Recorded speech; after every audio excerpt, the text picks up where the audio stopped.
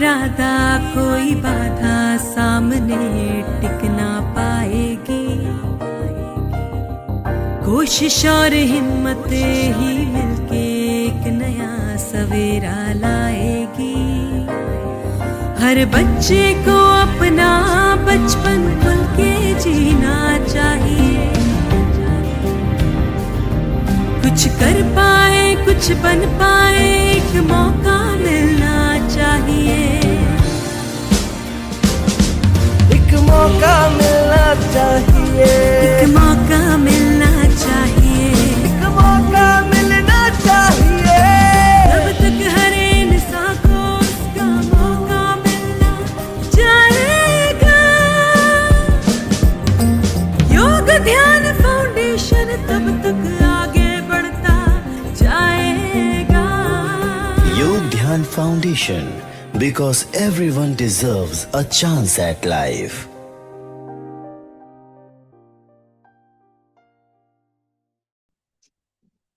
Hello everyone, मैं साइमा योग ध्यान फाउंडेशन से आप सभी का वाईडीएफ मंथली जूम मीटिंग में स्वागत करती हूँ। आज का हमारा टॉपिक है बेसल बोलस और premix insulin regimen which is better for type 1 diabetes. Type 1 diabetes के लिए बेसल बोलस या प्रीमिक्स इंसुलिन रेजिमेन कौन सा बेहतर है? आज के हमारे speaker and hero of the month हैं miss Mahak Dhingra, certified diabetes educator and panelist है डॉक्टर लीना प्रियंबदा, पेडियाट्रिक एंडोक्रोलॉजिस्ट हैदराबाद से, and Shruti Arora, type 1 diabetes educator Delhi से। हमारे आज के ऑर्गेनाइजर्स हैं doctor Anil Vedwal and doctor Anju Birmani, and moderator and vote of thanks में मेरे साथ हैं मिस अमृता एंड हिमानी। तो आइए आगे बढ़ते हैं, मिलते हैं अपने योगदान फाउंडेशन के रिस्पेक्टेड ट्रस्टीज से। Mister rummy Chhabra, board of trustees and president योगदान foundation, Mrs. Bindya Chabra, Vice President and Social Activist Yogdhan Foundation. Yogdhan Foundation is a registered Indian trust founded in the year 1985. The idea of its existence was conceived and inspired by the philosophy of providing quality life to all. आगे की meeting को continue करने के लिए मैं Anil sir को बुलाना चाहूंगी। Thank you Saima. तो आज की मीटिंग में हमारे साथ जो स्पीकर और हीरो ऑफ द मंथ हैं वो है महक धिंगरा जी, और जो पैनलिस्ट हैं हमारे साथ हैदराबाद से जुड़े हैं डॉक्टर लीना प्रियंबदा मैम, और जो पैनलिस्ट हैं श्रुति अरोड़ा मैम, T1D एजुकेटर, काफ़ी टाइम से हमारे साथ हैं। Thank you so much. तो आज हम एक जो हमारे हीरो हैं, आई थिंक वेल नोन है इंडिया में और इंटरनेशनल भी, काफ़ी तरीके से जाने जाते हैं, लाइफस्टाइल कोच के नाम से जाते हैं, और आपकी जर्नी शायद हमारे आने वाले सभी बच्चों की लाइफ में एक इंस्पिरेशनल का रोल प्ले करने वाली है, मोटिवेट करने वाली है उनको कि टाइप 1 डायबिटीज़ हम अपना मैनेज करके किस तरीके से सोसाइटी को पावरफुल बना सकते हैं, अपने टाइप 1 डायबिटीज़ को, कम्युनिटी को किस तरीके से अनस्टॉपेबल बना सकते हैं। तो काफ़ी कुछ जानना है। पहले चलते हम अपने हीरो ऑफ द मंथ महक धिंगरा की तरफ। तो महक धिंगरा जी, आपका बहुत बहुत स्वागत है आज की मीटिंग में। Thank you so much, Anil sir. Thank you, sir. Thank you so much, entire Yogdhan Foundation team. Thank you, Anil sir, for having me here. It's an honor कि मैं अपने mentor लीना मैम के सामने और अपनी colleague श्रुति के सामने present कर रही हूँ, because I have been teaching so many of other people, but first time I think it is I'm presenting in front of a mentor and a colleague. तो जब मुझे टाइप 1 डायबिटीज हुआ, 1 महीना रह गया था क्लास 10th बोर्ड को, 1 Feb 2007 को मैं डायग्नोज हुई थी। और आपको पता है जब डायग्नोसिस होता है तो कुछ दिन तो आपको संभालने में लग जाते हैं, खुद को भी और पेरेंट्स को भी, और सबको समझने में कि हुआ क्या है। तो मेरी जर्नी भी कुछ ऐसे ही थी, मेरे को टाइम लग रहा था, मैं समझ नहीं पा रही थी कि मुझे क्या हुआ है। इतने में ही डॉक्टर से मिले, तो डॉक्टर ने बोला कि आपको स्कूल में भी इन्फॉर्म करना होगा कि आपको डायबिटीज हो गई है, अगर आपको बोर्ड्स देने हैं। हम स्कूल में गए और स्कूल में किसी को पता नहीं था कि टाइप 1 डायबिटीज क्या होती है। तो मेरे पापा थे, मैं थी, मेरी मम्मी थी, और मेरी मैथ्स टीचर आती है और कहती है, आई थिंक आप ना इसको क्लास 10 अब ड्रॉप करा दो, क्योंकि अब ये कैसे बोर्ड दे पाएगी, अब तो डायबिटीज हो गई है। तो मेरे पापा वहां पे खड़े, और मेरे पापा ने कहा ये बच्ची पूरे 11 महीने, मतलब पूरा साल इसने प्रिपेयर करा अपने 10th के लिए, और अब बोर्ड से आप 20 दिन पहले कह रहे हो इसको मैं पूरा 10th ड्रॉप करा दूं। कुछ तो इसने पढ़ा होगा ना, हम नहीं कह रहे टॉप करे, पास तो हो जाएगी, पर उसका पूरा साल तो मत खराब करो। टीचर समझे नहीं, बट फिर भी मेरे पापा ने उनको लेटर दिया, जो हमारे को जो भी हमारी रिक्वायरमेंट्स थी बोर्ड में बैठने के लिए वो सारी हमने करी। और उसके बाद मेरे फादर सेटिस्फाइड नहीं थे टीचर के आंसर से, तो डॉक्टर के पास गए। उस टाइम मेरे डॉक्टर थे डॉक्टर अशोक झिंगन। तो अशोक जिंगन ने कहा कि टाइप 1 डायबिटीज इसको ये एक नॉर्मल बच्ची है, इसके साथ कुछ ऐसा नहीं हुआ है, बहुत सारे बच्चों को भी और भी प्रॉब्लम्स होती हैं, वो भी बोर्ड देते हैं, तो इसको तो सिर्फ इंसुलिन लेना है। ऐसी क्या चीज हो गई जिससे इसका साल ड्रॉप करना पड़ेगा? मेरे फादर को थोड़ा कॉन्फिडेंस आया। मेरी मॉम मेरे बोर्ड सेंटर के बाहर 3 घंटे बैठी रहती थी। उनको बोला जाता था कि आपके पास हमेशा एक जूस होना चाहिए, कुछ खाने का होना चाहिए, मेरे को भी साथ में दिया जाता था। और बोर्ड के बीच में मेरे पास एक टीचर आती थी और पूछती थी आप ठीक हो, आपको कुछ जरूरत है? बहुत ही स्मूथ मेरे बोर्ड निकले। बट क्या हुआ था, क्योंकि जब मुझे डायबिटीज हुई तो बच्चों को तो पता नहीं था ना कि क्या हुआ, क्योंकि बोर्ड से जस्ट पहले हुई थी। अब सारे बच्चे कंफ्यूज थे कि महक को बोर्ड में इतना स्पेशल ट्रीटमेंट क्यों मिल रहा है, जिसकी वजह से थोड़ी सी बुलिंग स्टार्ट हुई। लोगों को समझ नहीं आया कि ये हो क्या रहा है। किसी को लगा कि भाई इसके साथ बायसनेस हो रही है, इसको पास कराने के तरीके हैं। बट जब रिजल्ट आया और जब तक ये सारी चीजें संभली, तब तक मेरे फ्रेंड्स जो थे वो मेरा एक बहुत स्ट्रॉन्ग सपोर्ट सिस्टम बने। जब आप अपने फ्रेंड से कुछ छुपाते नहीं है ना, उनको सच बता देते हैं कि आपको क्या हुआ है और आपको फियर नहीं रहता, तो वही आपका सपोर्ट सिस्टम बनते हैं। मेरे फ्रेंड्स मेरे मम्मी पापा के पास आए, उन्होंने कहा हम घूमने जाना चाहते हैं और महक को ले जाना चाहते हैं। पेरेंट्स बहुत डरे हुए थे कि कैसे भेजेंगे, अभी तो इसको डायबिटीज हुई है। तभी मेरे फ्रेंड्स ने बोला हमें चाहे घर से खाना बना के लाना पड़े, हम घर से बना के लाएंगे, पर इसको हम साथ लेके जाएंगे। तो वो जो पूरा सिस्टम बना, मेरे फ्रेंड्स हमेशा मेरे साथ रहे, उन्होंने कभी बात ही नहीं करी कि तुझे डायबिटीज है। वो अपनी छोटी छोटी तरह से, क्योंकि वो भी मेरी तरह 15 साल के ही थे जब हुआ, पर वो अपनी छोटी छोटी कोशिशों में मेरी हेल्प करते रहे और वो कोशिशें मुझे बनाती रही। बहुत बार मैं उनको नहीं समझी। अगर मैं कहूँ कि वो मुझे नहीं समझे, मैं भूल जाती थी कि वो भी 15 साल के हैं। मैं उनको नहीं समझी कि उनको भी कितना एडजस्टमेंट करना पड़ रहा होगा कि एक फ्रेंड जो हमेशा साथ में रहती है आज वो एकदम गायब हो गई, क्योंकि मैं अपनी जंग लड़ रही थी अंदर ही। उसके बाद स्कूल कॉलेज सब चलता गया, डायबिटीज कहीं पीछे ही छूट गई और मैं आगे बढ़ रही थी। तब मुझे जाके 2017 में एक मेंटर मिले, रिटायर्ड आर्मी ऑफिसर हैं वो। उन्होंने बोला कि महक तुम सब कुछ करती हो, बहुत अच्छे से करती हो, बट अपनी हेल्थ का ध्यान क्यों नहीं रखती? तो मैंने कहा कि मैं तो सब कुछ कर रही हूँ जो डॉक्टर बोल रहे हैं। उन्होंने कहा क्या वो काफी है? तो मैंने कहा पता नहीं। उन्होंने कहा अगर वो काफी है तो तुम्हारे रिपोर्ट्स क्यों नहीं आ रहे, रिजल्ट्स क्यों नहीं आ रहे? तो मैंने कहा कि मुझे पता नहीं है कि गैप का है। तब उन्होंने कहा कि तुम किताब उठाओ और पढ़ो डायबिटीज के बारे में। 2017 में मैंने अपनी पहली किताब उठाई, उसके बाद मैं कई किताबों में डायबिटीज के बारे में पढ़ा, मेरा HbA1c बहुत अच्छा आने लगा। और मुझे पता नहीं था, टू माय सरप्राइज, जो मेरे डॉक्टर थे वहाँ उस टाइम पे, डॉक्टर हितेश पुनियानी, दिल्ली में रहते हैं, उन्होंने मुझे ये बात बोली। उन्होंने कहा महक तुम डायबिटीज अपना करियर अब डायबिटीज में चेंज करो, क्योंकि जो तुम रिजल्ट ला रही हो उसकी रिक्वायरमेंट बहुत सारे और बच्चों को है। तब तक मुझे पता नहीं था कि ऐसा कोई प्रोफेशन भी होता है डायबिटीज एजुकेटर का। मैं एक एडवोकेट हूँ by profession. So doctor Hitesh ने कहा कि महक तुम करो, बहुत बच्चों को इसकी ज़रूरत है। मैंने बहुत जगह अप्लाई करा, पर मैं साइंस बैकग्राउंड से नहीं थी तो मैं रिजेक्ट होती रही। अनटिल एक गवर्नमेंट का प्रोग्राम था जो क्लास 10th के बाद और 12th के बाद कर सकते थे, मैंने वहां से पहला डायबिटीज एजुकेशन का प्रोग्राम किया।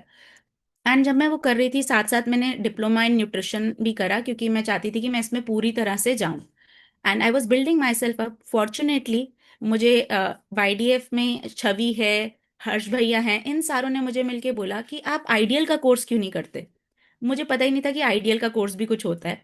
तो जब मैं मिली अंजू मैम से और सबसे, उन्होंने मुझे कहा कि महक आइडियल का कोर्स करो, ये तुम्हारे लिए बहुत बेनिफिट रहेगा। That was the first time मेरे को आइडियल के कोर्स के बारे में पता चला। उससे पहले मैंने बहुत कोर्सेज करे थे, बट सारे टाइप 2 वाले कोर्स थे, तो मैं टाइप 1 के लिए बुक पढ़ती थी। और मैंने इतनी बुक्स पढ़ी हैं कि कोई एंड नहीं है, मेरे पास कम से कम 15 बुक्स है टाइप 1 डायबिटीज के ऊपर। सो जब मैंने आइडियल का कोर्स करा, मेरे लिए बहुत ही माइंड ओपनिंग, मतलब एक होता है ना कि वाओ, ऐसा भी कोर्स है इंडिया में जहाँ पे आपको पकड़ के सिखाया जाता है कि टाइप 1 को ऐसे देखना है। और लिटरली आपको टास्क मिलता था कि जाओ आज टाइप 1 को ये प्रॉब्लम है, इसको कैसे ट्रीट करोगे। तो जब वो मैंने हैंड्स ऑन एक्सपीरियंस किया, मेरा विजन और खुला। मेरा जो अपना कोर्स था जहाँ पे मैं पेरेंट्स को ट्रेन करती हूँ, वो मैंने स्टार्ट कर दिया था 2019 से।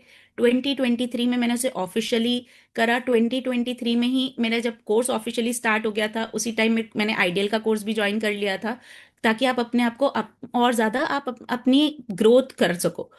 इसी मीनवाइल 2024 में मुझे स्पैड एलन फेलोशिप मिला। स्पैड एलन फेलोशिप जो मुझे मिला, उसका रीज़न था कि मैंने ये सिस्टम ऑनलाइन सेटअप किया। कि क्योंकि एजुकेशन सिस्टम जो था वो सारा कब होता था, जब आप अपने डॉक्टर के पास जाते थे। जब मैं क्लिनिक में काम कर रही थी, मैंने एक बहुत मेजर गैप देखा कि इंडिया में कोई फोर्स नहीं है ना कि आपको हर 3 महीने में डॉक्टर के पास आना ही आना है, तो लोग डॉक्टर के पास आते ही नहीं थे। टाइप 1 अगर कोई आता था तो उसके बाद वो 6 महीने बाद आ रहा है। तो मैं अपने डॉक्टर के पास गई, मैंने कहा ऐसे कैसे एजुकेट करेंगे हम, ये तो आते ही नहीं है हमारे पास। तो डॉक्टर ने कहा महक, मेडिकल सिस्टम हमारा ऐसे ही काम करता है। मैंने कहा ये तो सिस्टम नहीं चलेगा, टाइप 1 में एजुकेशन बहुत जरूरी है और वो कंटिन्यूअस होनी चाहिए। ऐसे नहीं हो सकता कि वो एक बार आया उसके बाद 3 महीने तक नहीं आया। मैं उसको आज मैं अगर उसको एक कॉन्सेप्ट सिखा रही हूँ, 3 महीने तक कॉन्सेप्ट नहीं सिखाऊंगी, वो ये भी इम्प्लीमेंट नहीं करेगा। तो मैं डॉक्टर ने पूछा क्या करोगी, मैंने कहा ऑनलाइन करते हैं ऐसे। तो मैं डॉक्टर ने कहा महक, डायबिटीज में ऑनलाइन कैसे चलेगा ये सब चीजें। मैं कहा सर ट्राई करते हैं। एंड थैंकफुली जो मेरे आसपास के लोग थे, बाय गॉड्स ग्रेस बहुत पॉजिटिव थे। उन्होंने मुझे हेल्प किया कि मैं पूरा इंटायर ऑनलाइन सिस्टम सेटअप करूं। और आज हम, आई कैन प्राउडली से कि 4,000 लोग मेरा वेबिनार अटेंड कर चुके हैं। 500 से ज्यादा लोग मेरा कोर्स अटेंड कर चुके हैं। और जो कोर्स अटेंड कर चुके हैं ऑब्वियसली वो बेजल बोलस पे शिफ्ट हो गए, बट जिन्होंने वेबिनार भी अटेंड किया है वो लोग अपनी लाइफ में चेंज करते हैं। और एक छोटा छोटा मैसेज जब मुझे आता है ना इंस्टाग्राम पे, मैम आपके कहने पे हमने बेजल बोलस पे शिफ्ट किया और आज HbA1c इंप्रूव हो गया, आई think that makes my life. तो मुझे मेरा मीनिंग और पर्पस डायबिटीज ने दिया है। बहुत सारों को लगता है डायबिटीज लाइफ रोक देती है, पर मुझे लगता है कि अगर मुझे डायबिटीज ना होती तो आज मैं इस मुकाम पे ना होती। तो कई बार प्रॉब्लम्स एक टर्निंग पॉइंट होती हैं आपकी लाइफ का, जो आपको आपके पर्पस तक पहुंचाती है। मेरे लिए वो टाइप 1 डायबिटीज थी। हाँ। थैंक यू सो मच महक जी। वाकई कोई अपने मतलब समस्याओं को घेर के बैठ जाता है और कोई उसी को ही अपना मुकाम बना लेता है। आप रियली में हीरो ऑफ द मंथ हैं हमारे, और सभी के लिए एक इंस्पिरेशनली जो जर्नी है आपकी काफी मोटिवेटेड है। और ऑब्वियसली काफी बच्चे आपको सुनेंगे, देखेंगे और वो आगे बढ़ेंगे और इसी तरीके से बाकी बच्चों को भी अपने साथ लेके चलेंगे। Thank you so much ma'am. Thank you sir. और अब चलते हैं अपने टॉपिक की तरफ। यस तो sir. You are again welcome as speaker of the month. Thank you so much, thank you. So मैं अपना स्क्रीन शेयर करूंगी। Yes please. सो आज हम बात करने वाले हैं एक ह्यूमन बॉडी की, ठीक है। इंसुलिन पे reason समझेंगे, बात human body. Just a minute. So human body जो है वो किससे बनी है, हम सबने साइंस में पढ़ा था ह्यूमन बॉडी बनी है सेल से, राइट। तो सारों की, हमारी पूरी की पूरी ह्यूमन बॉडी एक इस छोटी सी चीज से बनी है जिसको हम कहते हैं सेल, ठीक है। और बहुत सारे सेल्स जब इकट्ठे आते हैं तो ह्यूमन बॉडी बनती है। अब साइंस में हमने ये भी पढ़ा था कि इस सेल को काम करने के लिए एक छोटी सी चीज चाहिए, उसको हम बोलते हैं एनर्जी। वो एनर्जी हमें कहाँ से मिलती है, एनर्जी मिलती है हमारे को फूड से। जब आप फूड खाते हैं, फूड का जितने भी अंदर कार्बोहाइड्रेट होते हैं वो एनर्जी में कन्वर्ट होते हैं और वो एनर्जी जाके आपके सेल को मिलती है। ये हो गई एक नॉर्मल ह्यूमन बॉडी। अब इस नॉर्मल ह्यूमन बॉडी में जो ये सेल है ना, इस सेल का एक होता है दरवाजा। इस दरवाजे की चाबी होती है। तो जब एनर्जी सेल के पास जाती है और पूछती है आपको एनर्जी चाहिए, तो सेल कहता है चाहिए तो, पर आप चाबी लेके आओ। और वो चाबी क्या होती है, चाबी होती है हमारी इंसुलिन। अब एक नॉन डायबिटिक बॉडी में इंसुलिन ऑटोमेटिकली प्रोड्यूस होता है। जैसे ही एनर्जी जाती है, इंसुलिन जाता है, सेल का दरवाजा खुल जाता है और एनर्जी मिल जाती है। यहां तक सबको क्लैरिटी है कि इंसुलिन क्यों हमें चाहिए और किस लिए चाहिए। अब इसी में एक चीज और है। देखो, जब हम कहते हैं कि हमारी बॉडी एनर्जी से बन हमारी बॉडी सेल से बनी है, तो जब हम फूड खाते हैं ना, सारा फूड एकदम से एनर्जी में कन्वर्ट नहीं होता। कुछ एनर्जी लिवर स्टोर कर लेता है, ताकि जब रात को हम सो रहे हैं तो कभी किसी ने सुना है कि हमारा हार्ट कहे चलो मैं भी सो जाता हूँ, अब ये लोग तो सो रहे हैं मैं भी सो लेता हूँ। हार्ट तो तब भी काम करता रहता है। या लिवर कहता है कि चलो मैं भी सो जाता हूँ, लिवर भी तब भी काम करता रहता है। तो जब जो चीज रात को काम करती है, जैसे आप रात को जागते हो तो आपको भूख लगती है, सेम वे जब आपके बॉडी पार्ट्स रात को काम कर रहे हैं तो उनको रात को भूख लग रही है। और रात को जो वो उनको लिवर स्टोर्ड एनर्जी देता है, उसके लिए भी हमें क्या चाहिए, इंसुलिन। अब बात आती है नॉन डायबिटिक बॉडी में। नॉन डायबिटिक बॉडी में क्या होता है। सो ये देखते हैं हम एक नॉन डायबिटिक बॉडी को। ये है person who is not living with diabetes. इसकी बॉडी हमारी कैसे काम कर रही है। तो ये रात के 12 बजे से का टाइम है, ठीक है, क्योंकि उनकी बॉडी में सेल्स जो हैं वो रात को भी एनर्जी ले रहे हैं। तो रात को धीरे धीरे थोड़ा थोड़ा थोड़ा थोड़ा ना इनकी बॉडी इंसुलिन रिलीज करती रहती है, ये इंसुलिन रिलीज है थोड़ा थोड़ा। अब सुबह के 8 बज गए, ब्रेकफास्ट का टाइम आ गया, ब्रेकफास्ट के टाइम उन्होंने ब्रेकफास्ट खाया, तो बॉडी ने क्या करा, इंसुलिन रिलीज बढ़ा दिया। अब वापस नीचे आ गए, फिर यहाँ पे आ गए, थोड़ा थोड़ा इंसुलिन दिया। 11-12 बज गए हैं, अब फ्रूट का टाइम हो गया है, थोड़ा सा इंसुलिन चाहिए, फिर से थोड़ा सा इंसुलिन दिया, फिर नीचे आ गए। 2 बज गए, लंच का टाइम हो गया, फिर इंसुलिन बढ़ा दिया, फिर नीचे आ गया इंसुलिन रिक्वायरमेंट। फिर 5 बजे चाय का टाइम हो गया, फिर इंसुलिन चाहिए हमें थोड़ा सा, इंसुलिन आ गया। फिर आ गया डिनर का टाइम, फिर इंसुलिन चाहिए, और फिर हमारा हो गया ये बाकी रात का जो थोड़ा थोड़ा इंसुलिन रहता है। अब आप लोग इस इमेज को देख के बताइए कि एक जिन जना जिसको डायबिटीज नहीं है उसकी बॉडी कितनी बार इंसुलिन स्पाइक कर रही है, कितनी बार उसकी बॉडी ज्यादा इंसुलिन प्रोड्यूस कर रही है। इमेज में देख के चैट में लिखिए कि उसकी बॉडी कितनी बार ज्यादा इंसुलिन प्रोड्यूस कर रही है।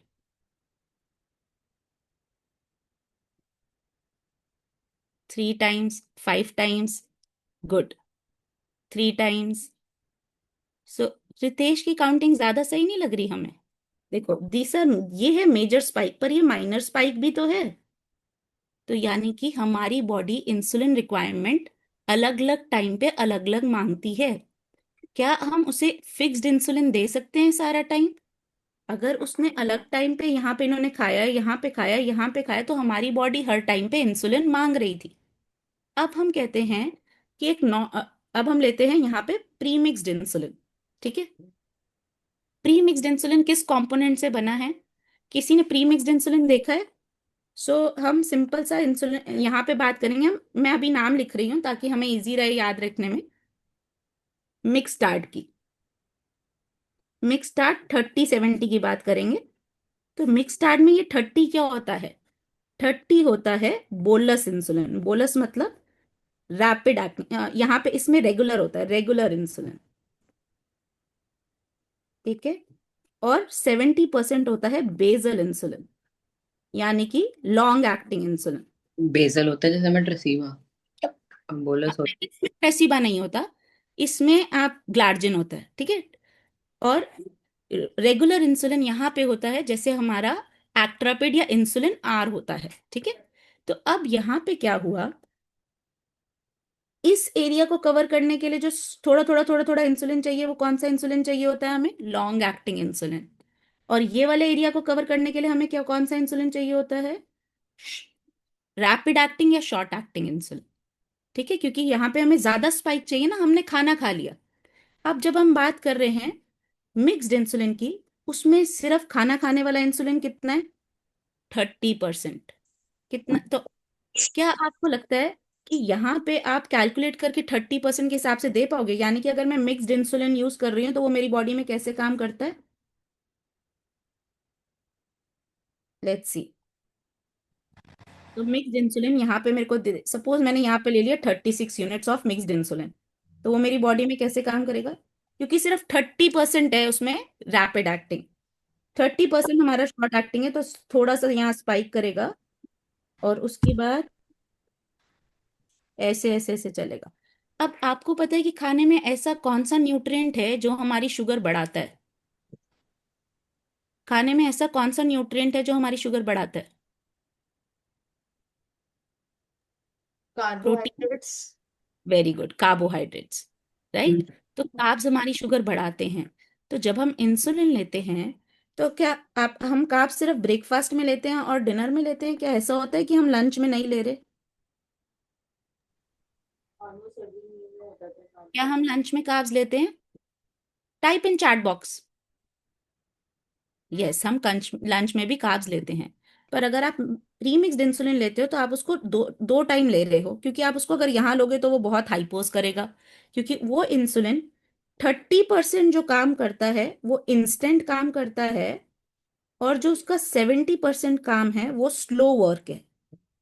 तो क्या हम सिर्फ स्लो वर्क पे रिलाई कर सकते हैं? क्या हम सिर्फ स्लो वर्क पे रिलाई कर सकते हैं? और नो, हमारे को एक नॉन जब हमें टाइप 1 डायबिटीज होती है तो सिर्फ एक ही प्रॉब्लम होती है हमारे को कि हमारी बॉडी इंसुलिन प्रोड्यूस करना बंद कर देती है और कोई प्रॉब्लम नहीं होती। हम एक नॉन डायबिटिक की जगह तरह सब चीजें कर सकते हैं, राइट?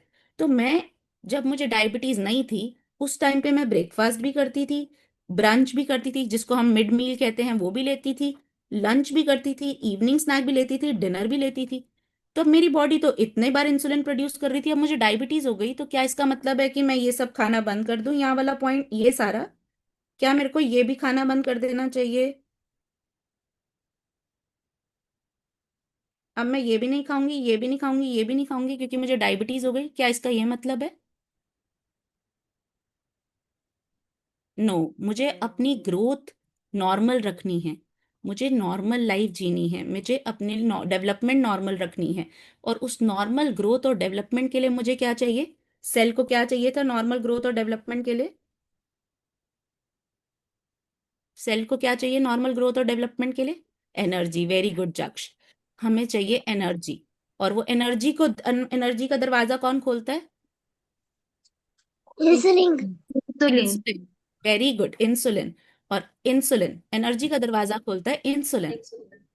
यहाँ पे हमने क्या करा कि ताकि हमें इंसुलिन ना देना पड़े हमने 3 टाइम की एनर्जी भी रोक दी और इंसुलिन भी रोक दिया। तो ऐसे में क्या हमारी ग्रोथ और डेवलपमेंट अच्छी हो पाएगी? नो। नो।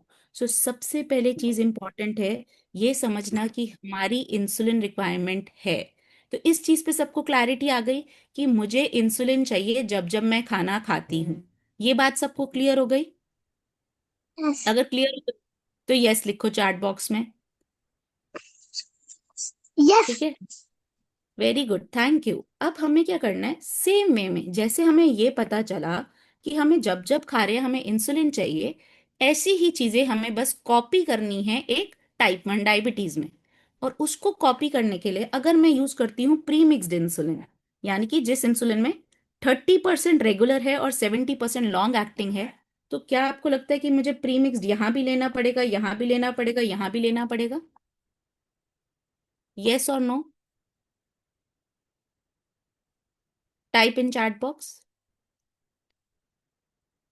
लेना पड़ेगा क्योंकि 30% ही तो रेगुलर है और जब भी खाना खाओगे तो उस टाइम तो आपको रेगुलर वाला इंसुलिन चाहिए ही चाहिए, क्योंकि वो इतनी बड़ी स्पाइक को कैसे डील करेगा।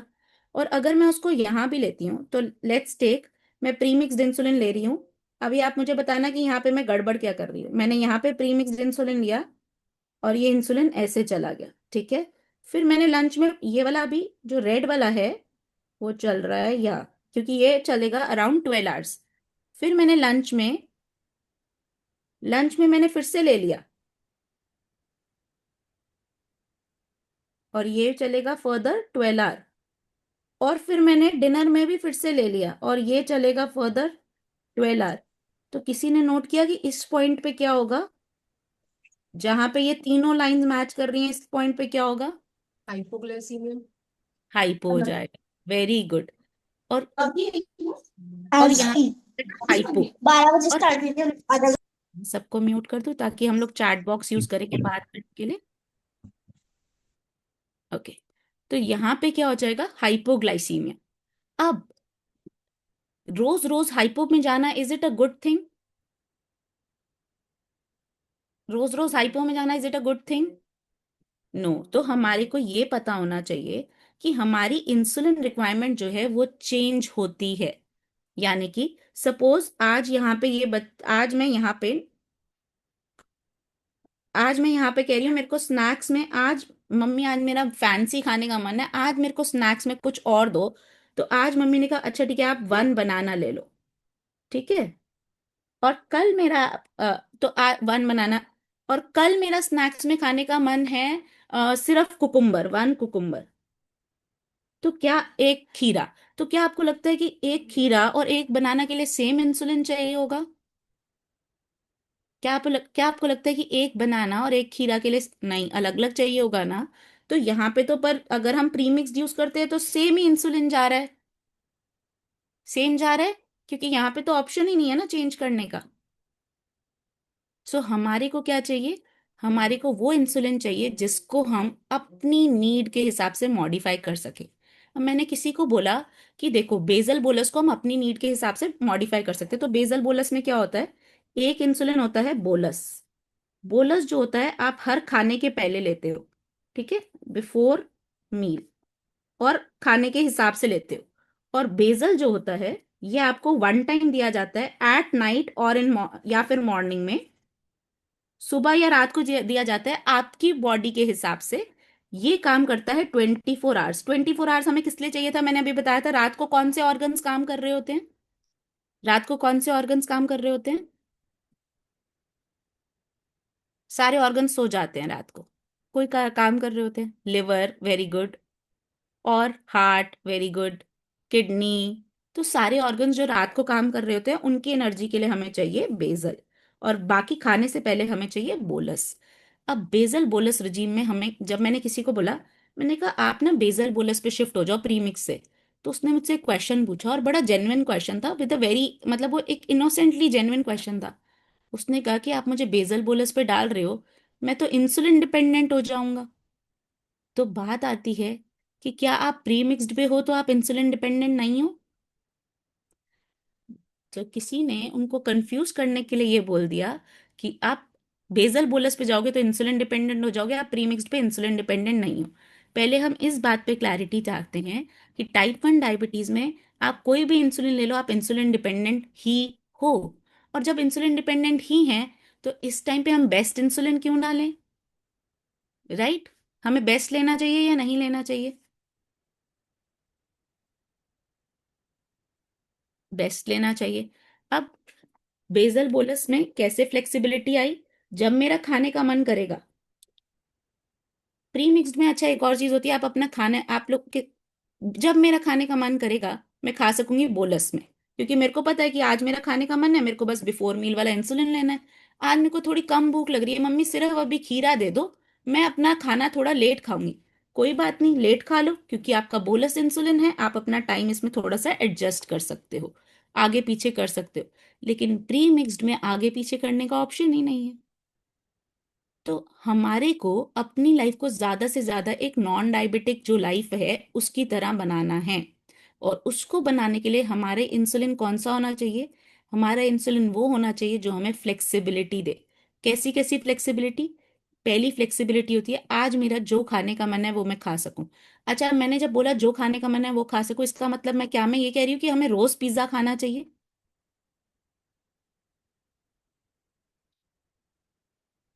पर अगर मेरा महीने में या 2 महीने में एक बार मन करता है पिज्जा खाने का तो मैं खा सकती हूँ। हाँ, मैं खा सकती हूँ। क्यों? क्योंकि मेरे पास बोलस है। बोलस वो हथियार है जो आपके हिसाब से आप उसको चला सकते हो। और अगर आप प्री मिक्स्ड इंसुलिन लेते हो, और अगर सपोज ये प्री मिक्स्ड इंसुलिन मैंने लिया जो मेरे को पता है कि सिर्फ ऐसे ही काम करता है, अब प्री मिक्स्ड इंसुलिन जो है वो यहाँ काम करता है, एक बार यहाँ लिया एक बार यहाँ लिया, अगर मैंने यहाँ पिज्जा खा लिया तो मैं रात को डीके में जा सकती हूँ, क्योंकि ये इंसुलिन तो इतना स्ट्रांग है ही नहीं कि यहाँ पे मेरे पिज्जा को टॉलरेट कर सके, राइट? अब सपोज मेरी तबीयत ठीक नहीं है आज, ओके, मैं प्री मिक्स्ड इंसुलिन पे हूँ। तो प्री मिक्स्ड इंसुलिन का हम ग्राफ फिर से बना रहे हैं यहाँ पे। मैं प्री मिक्स्ड इंसुलिन पे हूँ, मैंने लिया एक बार मॉर्निंग में, ठीक है, और एक बार नाइट में। किसको पता है कि जब आपकी तबीयत ठीक नहीं होती तो आपकी बॉडी के इंसुलिन रिक्वायरमेंट बढ़ जाता है? पूजा भी बताती। सो किसको पता है कि अगर आपकी तबीयत ठीक नहीं होती तो आपका इंसुलिन रिक्वायरमेंट बढ़ जाता है, राइट? इंसुलिन रिक्वायरमेंट हमारा बढ़ जाता है। अब सपोज मेरी शुगर हाई चली जाती है, तो हम ब्लू कलर से दिखाएंगे शुगर। मैंने यहाँ पे, यहाँ मेरी शुगर चल रही है, ठीक है, और मैंने यहाँ इंसुलिन थोड़ी सी नीचे आई, और फिर मेरी तबीयत ठीक नहीं थी तो मेरी शुगर यहाँ पे हाई जा रही है। अब मेरे पास अगर बोलस इंसुलिन होगा तो मैं क्या कर पाऊंगी, मैं यहाँ पे बोलस इंसुलिन को ले लूंगी। अच्छा, कितना इंसुलिन लेना है ये डॉक्टर बताएंगे, यहाँ पे अपनी मर्जी से कोई इंसुलिन नहीं लेना है।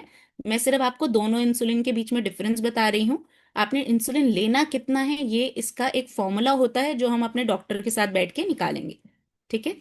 अब मेरे को पता है यहाँ मेरी शुगर हाई जा रही है, यहाँ मैंने अपना बोलस इंसुलिन ले लिया। जब मैं यहाँ बोलस लूंगी तो उससे क्या होगा, मेरे शुगर का चार्ट ऊपर जाने की जगह मेरे को वेट नहीं करना है कि तब लेना है। इस इंसुलिन की फ्लेक्सिबिलिटी की वजह से मैं इसको किसी भी टाइम ले सकती हूँ और मेरा ये ग्राफ यहीं से नीचे आ जाएगा। और अगर ये ग्राफ ऐसे नीचे आ जाएगा तो इसमें हम एक टर्म बोलते हैं फ्लक्चुएशन। फ्लक्चुएशन मतलब क्या, मैं आपको यहाँ पे दो जनों का ग्राफ दिखाऊंगी, ये दो बेस्ट फ्रेंड्स हैं, ठीक है। सो आपके वाईडीएफ में भी होंगे कुछ फ्रेंड्स जिनको इकट्ठे टाइप 1 डायबिटीज है, राइट। सो हम यहाँ पे दो फ्रेंड्स लेंगे। फ्रेंड ए है, ये प्री मिक्स्ड इंसुलिन पे है और इसका शुगर ग्राफ ऐसे जाता है।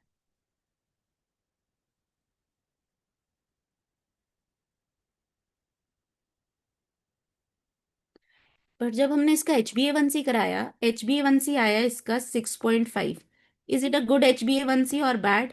क्या ये HbA1c अच्छा है और या बुरा है? क्या ये HbA1c अच्छा है या बुरा है?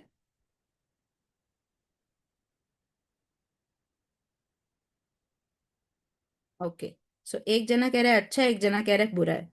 अब है ये पर्सन बी। पर्सन बी जो है उसका ग्राफ ये बेसल बोलस पे है। ये बच्चा बात मान गया और बेसल बोलस पे आ गया, ठीक है। इसका ग्राफ थोड़ा सा ऐसे आ गया।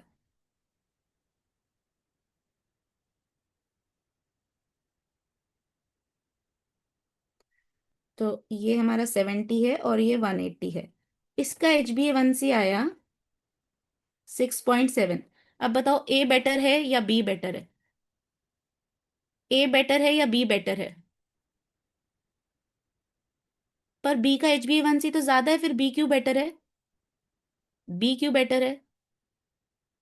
ओके, गुरवित कहते हैं ए बेटर है, बाकी सब कह रहे हैं बी बेटर है। तो बी क्यों बेटर है? Stable, saturated graph, okay. Sugar normal है, कंसिस्टेंसी वेरी गुड। तो सबसे पहले बताते हैं, देखो सिर्फ HbA1c एक डिसाइडिंग फैक्टर नहीं होता है डायबिटीज में। सबसे ज्यादा एक इम्पॉर्टेंट फैक्टर होता है जिसको हम कहते हैं शुगर वेरिएबिलिटी। यानी कि जब आप बहुत ज्यादा HbA1c चाहे आपका 6.5 हो, पर जब आप बहुत ज्यादा ऊपर और नीचे जाते हैं तो आपके चांसेस कॉम्प्लिकेशन को अट्रैक्ट करने के बढ़ जाते हैं डायबिटीज में। यहाँ पे अगर आप देखो तो ये जना नीचे नहीं जा रहा, ये बहुत स्टेबल चल रहा है। ये स्टेबल चलेगा तो चाहे इसका HbA1c 6.7 to 7 भी चला जाएगा, पर ये कोई भी कोमॉर्बिटीज यानी कि कोई भी और मेडिकल कंडीशन अट्रैक्ट नहीं करेगा क्योंकि स्टेबिलिटी है यहाँ पे। यहाँ से रिस्क आता है। तो जब आप प्री मिक्स्ड इंसुलिन लेते हो उसमें आप ऐसी स्टेबिलिटी नहीं ला सकते। प्री मिक्स्ड इंसुलिन सिर्फ टाइप 2 डायबिटीज के लिए बना था क्योंकि टाइप 2 डायबिटीज में उनकी बॉडी ऑलरेडी इंसुलिन प्रोड्यूस कर रही है, उनको सिर्फ एक सपोर्टिव इंसुलिन चाहिए था। तो उन्होंने कहा चलो सपोर्ट के लिए ही तो चाहिए, 30% रेगुलर दे देंगे, क्योंकि जब एक टाइप 2 डायबिटिक खाएगा तो उसके अपने पैंक्रियाज भी इंसुलिन प्रोड्यूस करेंगे। तो जब उसके प्रोड्यूस करेंगे ताकि उसके पैंक्रियाज पे प्रेशर ना पड़े, 30% उसको सपोर्ट दे दिया जाता है रेगुलर इंसुलिन का और 70% सपोर्ट दे दिया जाता है लॉन्ग एक्टिंग का। याद रखें टाइप 2 में पैंक्रियाज इंसुलिन प्रोड्यूस कर रहे हैं इसलिए प्रीमिक्स दिया जाता है। पर क्या टाइप 1 में बॉडी पैंक्रियाज इंसुलिन प्रोड्यूस कर रहे हैं?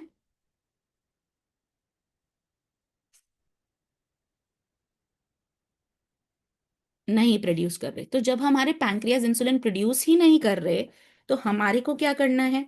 क्या हम पैसिव इंसुलिन जो यानी कि जो 30% काम कर रहा है उससे काम चला सकते हैं? क्या हम उससे काम चला सकते हैं जो सिर्फ 30% काम कर रहा है? हमें चाहिए 100% वाला वर्किंग इंसुलिन।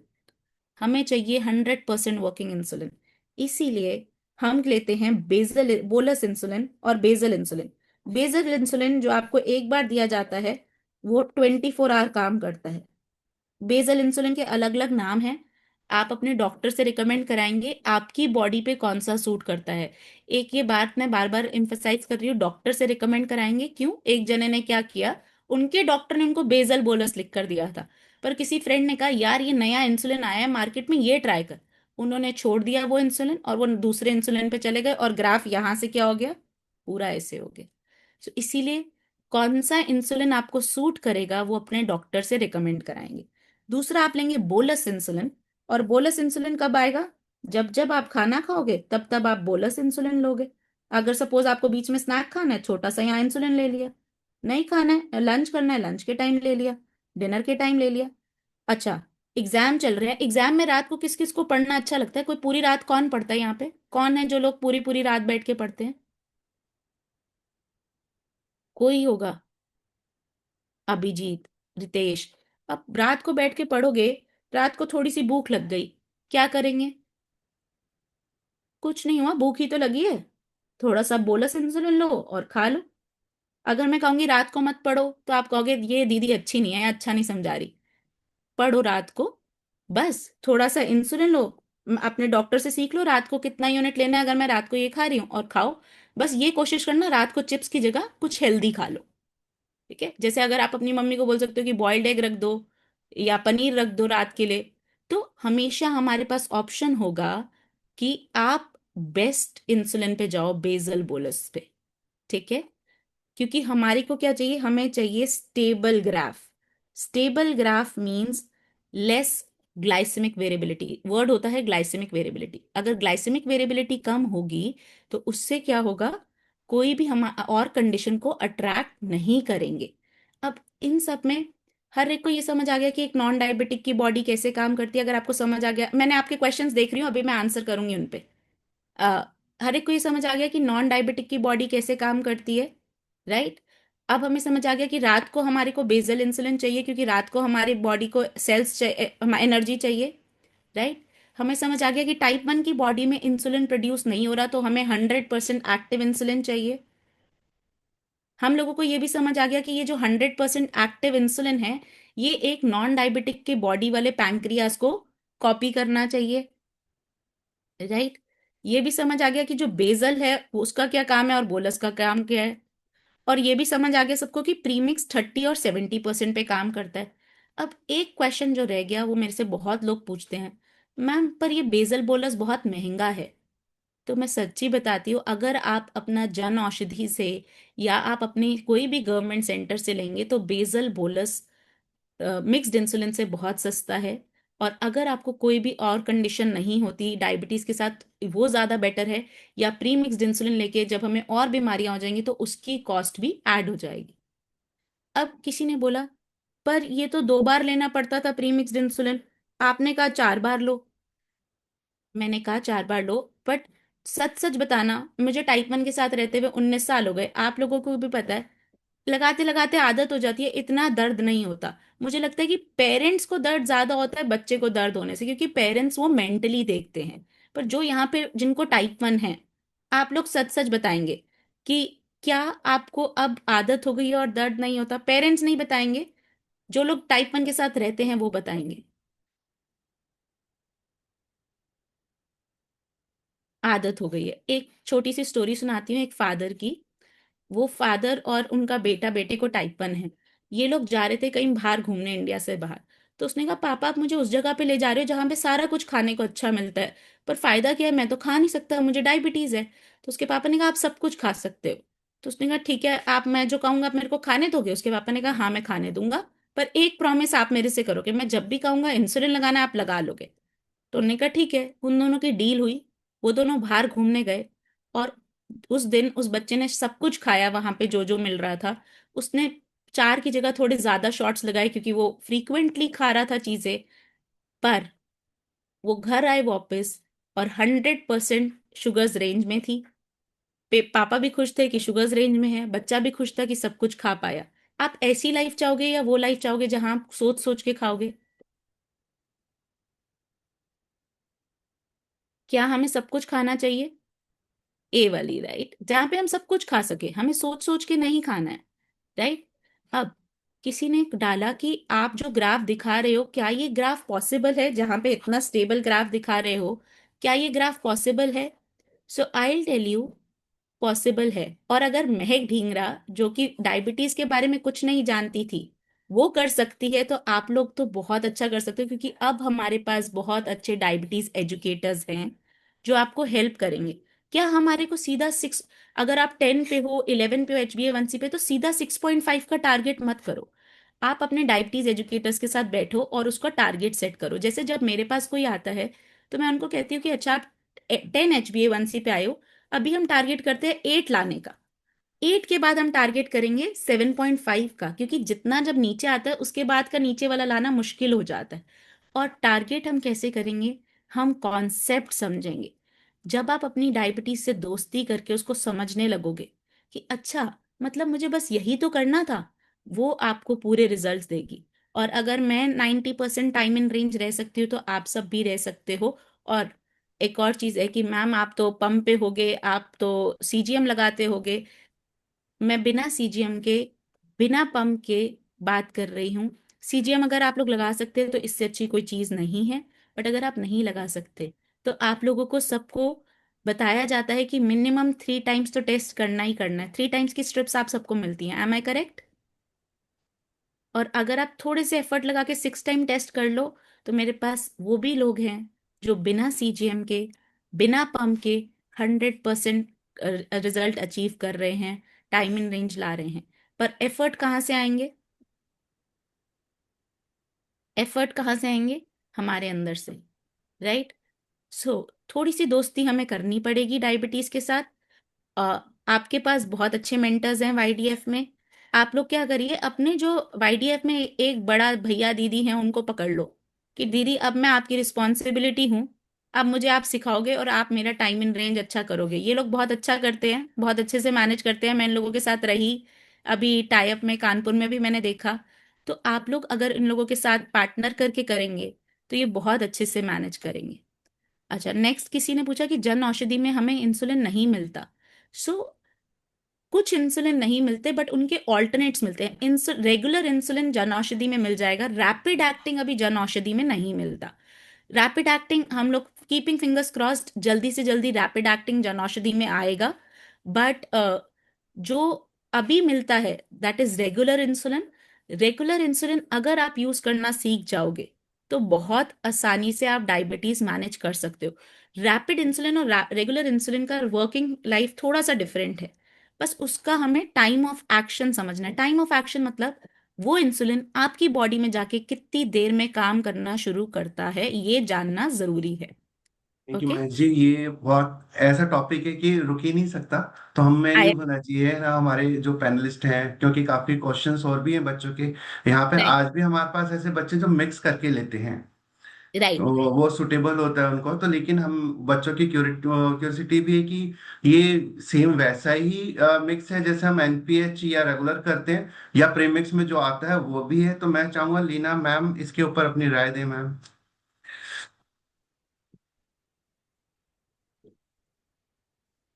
मैम, आपको आवाज मैम, आ रही है हमारी? आप म्यूट है मैम। मैम को अनम्यूट Right. कर। Actually, I think everybody was muted. Acha. So thank you, Mehak. Thank you for this very inspiring story, and thank you for telling everyone, सबको बताने के लिए कि basal bolus is the thing to go. So मेरी training 20 साल पहले शुरू हुई थी, और हम जब शुरू किए थे उस समय भी मिक्स स्प्लिट मिक्स बोलते थे, जिसमें अलग कॉम्बिनेशंस देते थे, और मिक्स स्टार्ट बहुत यूज़ होता था उस समय। 20 साल पहले भी मुझे थोड़ा थोड़ा सिखाया जा रहा था उस समय कि Mixtard insulin is not the insulin to be given. फिर धीरे धीरे हम जब ज़्यादा बेजल बोलस और यूज़ करना शुरू किए, देन उसका इम्पोर्टेंस समझ में आया। लेकिन उससे पहले, सबसे पहले मैं बोलूँगी, जब मेरे पास कोई नया फैमिली विथ डायग्नोसिस आता है, द फर्स्ट थिंग जो मैं बोलती हूँ, इंसुलिन और डायबिटीज़ की एजुकेशन तो ज़िंदगी भर का एजुकेशन है और चलता रहेगा। द फर्स्ट थिंग जो सबको समझ लेना है, the two things which is very important is आपका पॉजिटिविटी और आपका स्ट्रेंथ। आप कितने अपने आप को इमोशनली स्ट्रांग बनाते हो और आप कितना पॉजिटिव रहते हो।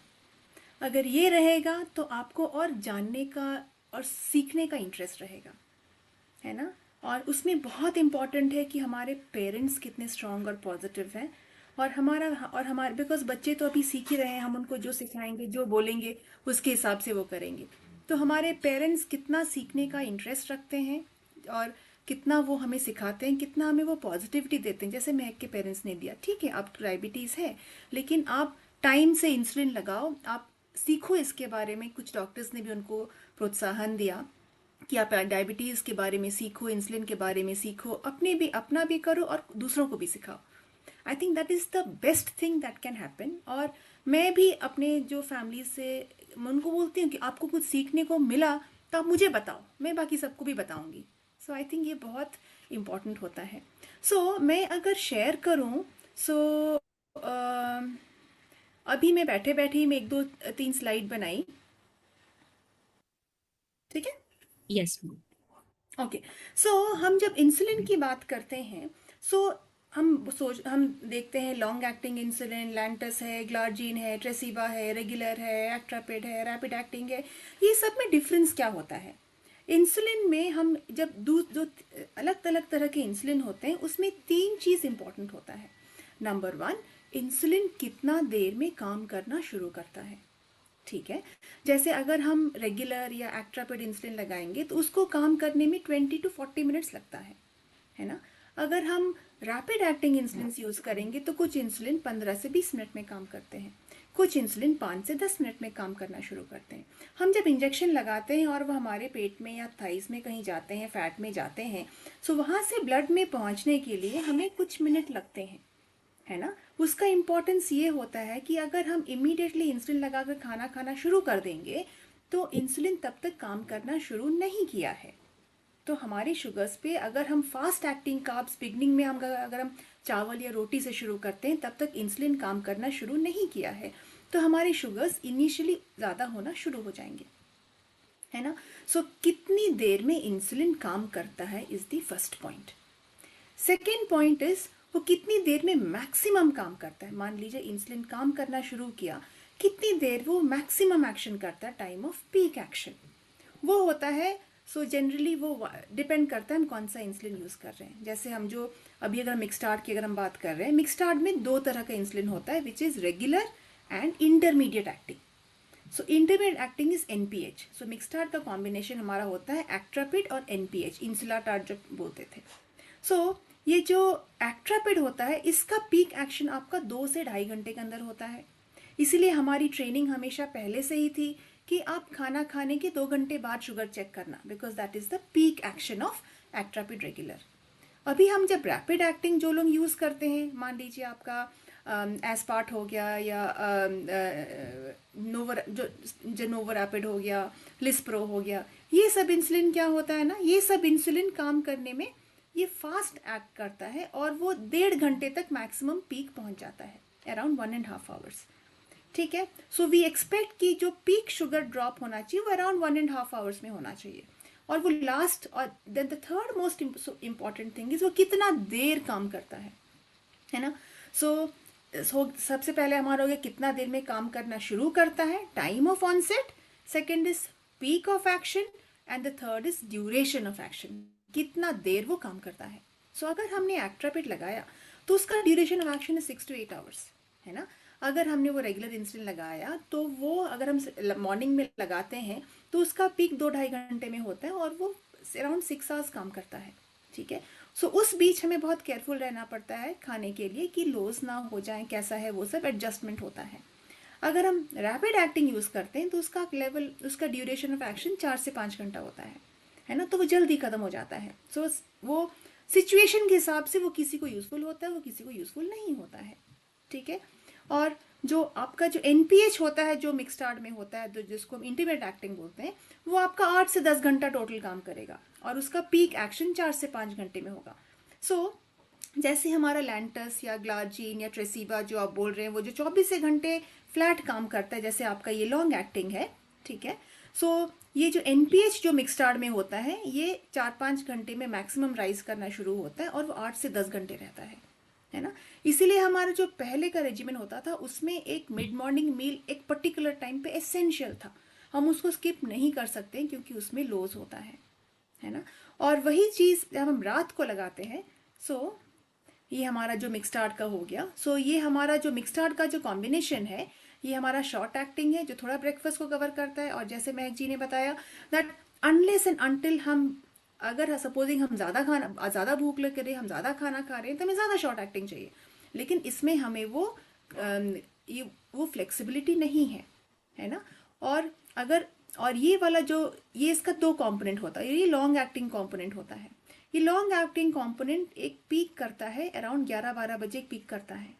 इस समय अगर हम केयरफुल नहीं रहें और अगर हमारा ज़्यादा प्ले हो रहा है, हमने अगर मिड मॉर्निंग स्नैक नहीं लिया तो इससे हमारा लो हो सकता है। एंड द सेम थिंग रात को, ये रात को 11-12 बजे पीक करता है ना। सो अगर हम केयरफुल नहीं होते, हम क्या खाना खा रहे हैं, कैसे खाना खा रहे हैं, तो हमारा चांसेस ऑफ लो हाइपोग्लाइसीमिया रात को बहुत हाई होता है मिडनाइट। ठीक है। सो मैं कोलैबोरेट करती हूँ विद, मैं I am a part of the international ISPAT guidelines के जो इंटरनेशनल गाइडलाइंस बन रहे हैं, और हमारा collaboration all over the world paediatric diabetologist के साथ है। सो हमने कुछ ऑथर्स अफ्रीका से भी इंक्लूड किए हैं। सो वो भी नहीं यूज़ करना चाहते हैं Mixtard because of this very reason कि रात को बहुत हाइपोग्लाइसीमिया होता है, और अगर एक्सरसाइज हम ज़्यादा होता है तो एक्सरसाइज के समय हाइपोग्लाइसीमिया होता है, क्योंकि एडजस्टमेंट्स बहुत कम होता है। ठीक है। सो अगर हम मिक्सटार्ड को, मैं क्या करती हूँ समझाने के लिए बोलती हूँ कि मिक्सटार्ड इज अ कॉम्बिनेशन, जैसे अगर आपने मान लीजिए नमक और चीनी का मिक्सचर ले लिया है ना, वो मिक्सचर का कॉम्बिनेशन फिक्स्ड है कि उसमें इतना चीनी है, इतना नमक है। अगर मुझे ज़्यादा करना है तो दोनों ज़्यादा हो जाएगा, अगर मुझे कम करना है तो दोनों कम हो जाएगा। सेम थिंग अगर मैं मिक्सटार्ड या जो कॉम्बिनेशन प्री मिक्स्ड इंसुलिन है उसको अगर मुझे आज ज़्यादा डोज चाहिए, मैं ज़्यादा करती हूँ तो दोनों ज़्यादा हो जाएगा, लॉन्ग एक्टिंग भी शॉर्ट एक्टिंग भी। लेकिन हो सकता है कि मुझे लंबा कंट्रोल उतना ही चाहिए, लेकिन मैं अभी थोड़ा ज़्यादा क्वांटिटी खा रही हूँ, मुझे भूख ज़्यादा लग रही है, तो फिर उस समय मुझे शॉर्ट एक्टिंग थोड़ा ज़्यादा चाहिए, तो हमारे पास ये फ्लेक्सिबिलिटी नहीं होता है ना। Same thing for evening. और ये जो लंच वाला जो इंसुलिन, अगर हम सिर्फ अगर हम ट्वाइस डेली इंसुलिन यूज़ करते हैं तो हमारी लंच वाला पूरा ही खाली है। और हमारा यूजुअली इंडिया में lunch is the most major meal, उसमें सबसे ज़्यादा कार्ब्स हमारा होता है, तो उसमें हमारा बिल्कुल भी इसमें कार्ब्स को बिल्कुल भी हम कंट्रोल नहीं कर रहे हैं, मैनेज नहीं कर रहे हैं। अगर हम स्कूल में अगर 12:30-1 बजे अगर हम लंच खाते हैं तो हमारा कार्ब्स अगर और उसके लिए हम इंसुलिन नहीं प्रोवाइड करते हैं तो कम से कम जब तक हम नेक्स्ट इंसुलिन लगाते हैं ऑलमोस्ट 5-6 घंटा शुगर्स हाई रहेगा, हमारा शुगर्स हाई रहेगा। ठीक है। So imagine 5 hours in a day, महीने में 30 दिन होते हैं, 150 आवर्स इन अ मंथ, सिर्फ वो एक लंच का इंसुलिन मिस करने से 150 hours in a month only because of the lunch. मान लीजिए बाकी सब इंसुलिन एकदम परफेक्ट है, शुगर्स एकदम परफेक्ट है ना। सो वो है, अगर उसको आप साल में मनाएंगे तो कम से कम आपका almost like 2000 hours in a year आपका शुगर्स हाई जा रहा है, and this will create problems है ना। सो मिक्सटार्ड एक फिक्स डोज कॉम्बिनेशन होता है, और जैसे गाइडलाइंस की बात में बोल रहे, गाइडलाइंस तो बोल रहे हैं। सो लास्ट 2-3-4 साल पहले भी हम गाइडलाइंस में काफ़ी इन्वॉल्व थे। Anju madam, she was managing वो जो हम एक लिमिटेड रिसोर्स सेटिंग्स के लिए डेवलपिंग कंट्रीज़ के लिए भी हमने गाइडलाइंस किया था, हमने उसमें we fought tooth and nail. तो उसमें बाकी लोग भी उन्होंने भी बहुत बोला कि हम गाइडलाइंस में इसको नहीं रख सकते हैं। गाइडलाइंस में इसलिए पहले लोग रखने को कंपेल्ड थे क्योंकि उनको लगता था कि और कुछ मिल ही नहीं रहा है कुछ अफ्रीकन कंट्रीज़ में, अगर हम ये भी निकाल देंगे तो क्या होगा। फिर बाकी सब ने बोला कि बिकॉज ये गाइडलाइंस में है इसीलिए गवर्नमेंट इसी को प्रोवाइड करती है क्योंकि ये सस्ता होता है ना। सो अगर हम ये गाइडलाइंस से निकाल लेते हैं, ऑफकोर्स इंसुलिन प्राइसिंग वगैरह वो सब एक पूरा एक टॉपिक बन सकता है, लेकिन ये समझने वाली बात है कि अभी वो गाइडलाइंस में नहीं है।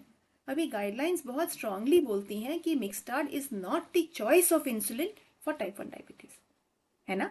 सो टाइप 2 डायबिटीज में भी अगर इंसुलिन लग रहा है तो it is not a choice, क्योंकि मिक्सटार्ड में फिक्स्ड डोज कॉम्बिनेशन होता है ना। इतना शॉर्ट एक्टिंग, इतना लॉन्ग एक्टिंग, एक बढ़ाओ तो दोनों बढ़ेगा, कम करो तो दोनों कम होगा, और लंच का वो नहीं लेते हैं। इसमें हाइपोग्लाइसीमिया के चांसेस बहुत ज़्यादा हैं, हाइपरग्लाइसीमिया के चांसेस उतने ही ज़्यादा हैं क्योंकि हम एडजस्ट नहीं कर पा रहे हैं। ठीक है। सो एक स्टैंडर्ड लाइन है मिक्सटार्ड के लिए, easier to give, harder to live with. और इनिशियली क्योंकि बच्चों को ना लो शुगर्स ना हाई शुगर्स में ज़्यादा प्रॉब्लम, यूजुअली कुछ सिम्टम्स दिखते नहीं हैं और सिम्टम्स की भी आदत हो जाती है ना। तो उस वजह से मतलब हम सबको लगता है हाँ ठीक ही चल रहा है, अगर कोई शुगर चेक नहीं करता हाँ सब ठीक ही चल रहा है, हाँ ठीक है सब ठीक है सब पता तो तभी चलेगा जब हम CGM यूज़ करना शुरू किए हैं तो पता चलता है कि शुगर्स कितने आउट ऑफ रेंज है। So I think as a scientific validation also, and ये सारे इंटरनेशनल गाइडलाइंस वगैरह वो ऑल ओवर द वर्ल्ड, मैं बहुत जगह गई हूँ, I am from a very small place है ना, तो उस हिसाब से मैं बोल सकती हूँ कि किसी चीज़ के लिए भी मिक्सटार्ड को प्रिफर करना इज़ नॉट वैलिडेटेड, वो सही नहीं है ना। बाकी बेसल बोलस के बारे में तो मैक ने बहुत अच्छे से बताया है ना, कि ये इसमें बेसल बोलस मतलब कि हमेशा जो इंसुलिन रहता है ना, और ये बेसल जो लॉन्ग एक्टिंग होते हैं, लैंटस होता है, लैंटस के चीपर वर्जन्स अवेलेबल हैं तो वो भी अच्छा ही काम करते हैं, ट्रेसिबा होता है, सबका ड्यूरेशन ऑफ एक्शन का डिफरेंट होता है, और इसमें वो पीक नहीं होता है जो हम एनपीएच या इंसुलाटार्ड में देखते हैं। तो इसलिए इसमें इन जनरल हाइपोग्लाइसीमिया के चांसेस कम होते हैं, ठीक है। और हम ये बोलस देते हैं, बोलस अपने हिसाब से हम जितना खाना खाते हैं उसके हिसाब से देंगे। ऑफ कोर्स हमें ये क्लियर रखना है कि हम एडजस्ट करते हैं इंसुलिन डोजेस, ठीक है। So if I would say बहुत सारे कॉस्ट, लोगों ने कॉस्ट के बारे में पूछा है, बहुत कॉस्ट बेनिफिट एनालिसिस हुए हैं, और जैसे बताया गया अभी कि अगर हम लाइफ टाइम कॉस्ट लें, इंक्लूडिंग हमारा लॉस ऑफ, कि हमारा कितना हेल्थ लॉस हो रहा है, हमारे कितने कॉम्प्लिकेशंस हो रहे हैं, हमारे कितने हाइपोग्लाइसीमिया और डीके के एडमिशंस हो रहे हैं, अगर हम वो सब चीज़ लें तो अल्टीमेटली ये बेसल बोलस बहुत सस्ता पड़ता है इन द लॉन्ग रन। और आजकल तो ऑप्शंस और भी ज़्यादा आ रहे हैं। और हमेशा ध्यान रखना है कि आप इंसुलिन कोई भी यूज़ कर लो, लेकिन सबसे ज़्यादा इम्पॉर्टेंट है शुगर मॉनिटरिंग। अगर हम शुगर चेक नहीं करते हैं तो हम एडजस्टमेंट नहीं कर सकते हैं, और अगर हम शुगर चेक करके हम डोज को एडजस्ट करना नहीं जानते हैं तो वो भी वेस्ट है ना। सो सबसे पहले हमें शुगर मॉनिटरिंग करना है, हम कैसे क्या खाना, हेल्दी खाना कैसे खाएंगे, डिफरेंट टाइप्स ऑफ फूड वो सीखना है, और उसके हिसाब से इंसुलिन को डोज एडजस्टमेंट करना सीखना है। I think YDF team wants to say something. आप कुछ बोलना चाहते हैं? हैंड अप रेज किया आपने। मैम काफी चीजें आपने क्लियर करी, पर आज भी हम ये देखते हैं कि जैसे मैंने कहा कि काफी जगह एंडोज नहीं होते हैं, पैड और एडल्ट विथ, और लेकिन डॉक्टर्स उन बच्चों की बात मान लेते हैं जब वो बच्चे कहते हैं कि सर हमें 4 टाइम इंसुलिन नहीं लेना, कुछ ऐसा करें कि हमें अगर 2 ही टाइम लेना पड़े या और भी मिनिमम हो जाए। तो वो क्या उनको गाइडलाइन नहीं मालूम, या किस वजह से कि वो उनको 2 टाइम्स लिख देते हैं। और जैसे आपने भी कहा कि सिम्टम्स का पता नहीं चलता और फिर बाद में आदत भी हो जाती है, तो आगे आकर के पछताना उस चीज को लेकर के। तो क्या करें कि वहां से ही वो चीज उनको एक तरीके से स्टॉप कर दी जाए, नहीं this is not for you, और आपको बेसल बोलस पे ही चढ़ना पड़ेगा। सो ये सब चीज़ अवेयरनेस की बात है।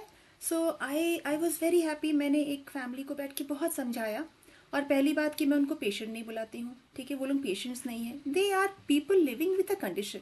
तो मैं बोलती हूँ अगर मेरा आई पावर कम है, मैं चश्मा पहनती हूँ, मुझे चश्मा चाहिए, तो मैं पेशेंट बन गई क्या? अगर मुझे आयरन डेफिशिएंसी में आयरन लेती हूँ, मैं पेशेंट बन गई क्या? नहीं, ठीक है। टाइप 1 डायबिटीज़ में insulin deficiency, it is a condition of insulin deficiency, और आपको इंसुलिन चाहिए। बस ये है कि इंसुलिन तौर तरीके थोड़े डिफरेंट होते हैं, आपको शुगर मॉनिटरिंग चाहिए, लाइफ के बहुत सारे एस्पेक्ट्स को आपको केयरफुल रहना पड़ता है, दैट इज़ देयर, ठीक है। सो ये जब फैमिलीज आए थे तो एक बच्ची आई थी, शी वॉज अराउंड 8 और 9 ईयर्स की थी। फिर मैंने बैठ के ऐसे ही सब समझाया, इंसुलिन का तरीका, पैनक्रियाज, इंसुलिन वर्किंग लाइक का, कि वो इंसुलिन का वो डोर खोलता है, एनर्जी जाता है, वो सब समझाया। तो फिर उसके बाद ऑब्वियसली वो और 2-3 लोगों के पास गए, मैं भी जाऊंगी अगर मेरे पास कोई अगर इश्यूज है, मुझे लगता है कि मैंने किसी एक को बोला और बहुत बड़ी कंडीशन लग रही है, मैं और 2-3 लोगों से पूछूंगी। तो वो एक और डॉक्टर के पास गए, तो उन्होंने बोला इतना बार क्या शुगर चेक करना, इतना बार क्या इंसुलिन लेना, मॉर्निंग लो, इवनिंग लो, बस 2 बार लो, खत्म, सब एक ठीक है, स्कूल जाओ। तो देन वो लड़की बोली, फिर उसके बाद वो मेरे पास दोबारा नेक्स्ट टाइम आए, बोले कि मैम, और मैं ना उनके पास गई थी और उन्होंने मुझे ऐसे बोला, मैं तो वहीं से निकल आई। मैंने बोले ये डॉक्टर गलत बोल रहे हैं, है ना। So I think the most important thing is, मैं हमेशा बोलती हूँ कि हम जब फैमिलीज को समझाते हैं, हम उनको ये बोलते हैं कि हर चीज़ का साइंटिफिक बेसिस है। मेरा मन कर रहा है इसलिए मैं आपको 4 बार इंसुलिन दूंगी, is not the thing. In fact मैं उनको ये भी नहीं बोलती हूँ कि आप 4 बार इंसुलिन लो, मैं बोलती हूँ कि मैं आपको सिखाऊंगी कि अगर डायबिटीज़ नहीं है तो आपका पैनक्रियास कैसे काम करता है।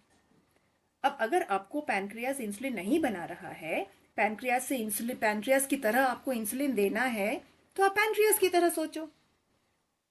एक किताब है थिंक लाइक अ पैनक्रियास, है ना। सो अगर उसके बाद वो खुद ही बोलते हैं, अब आप मुझे बताओ आप कितनी बार इंसुलिन लेना चाहोगे, 2 बार या 4 बार?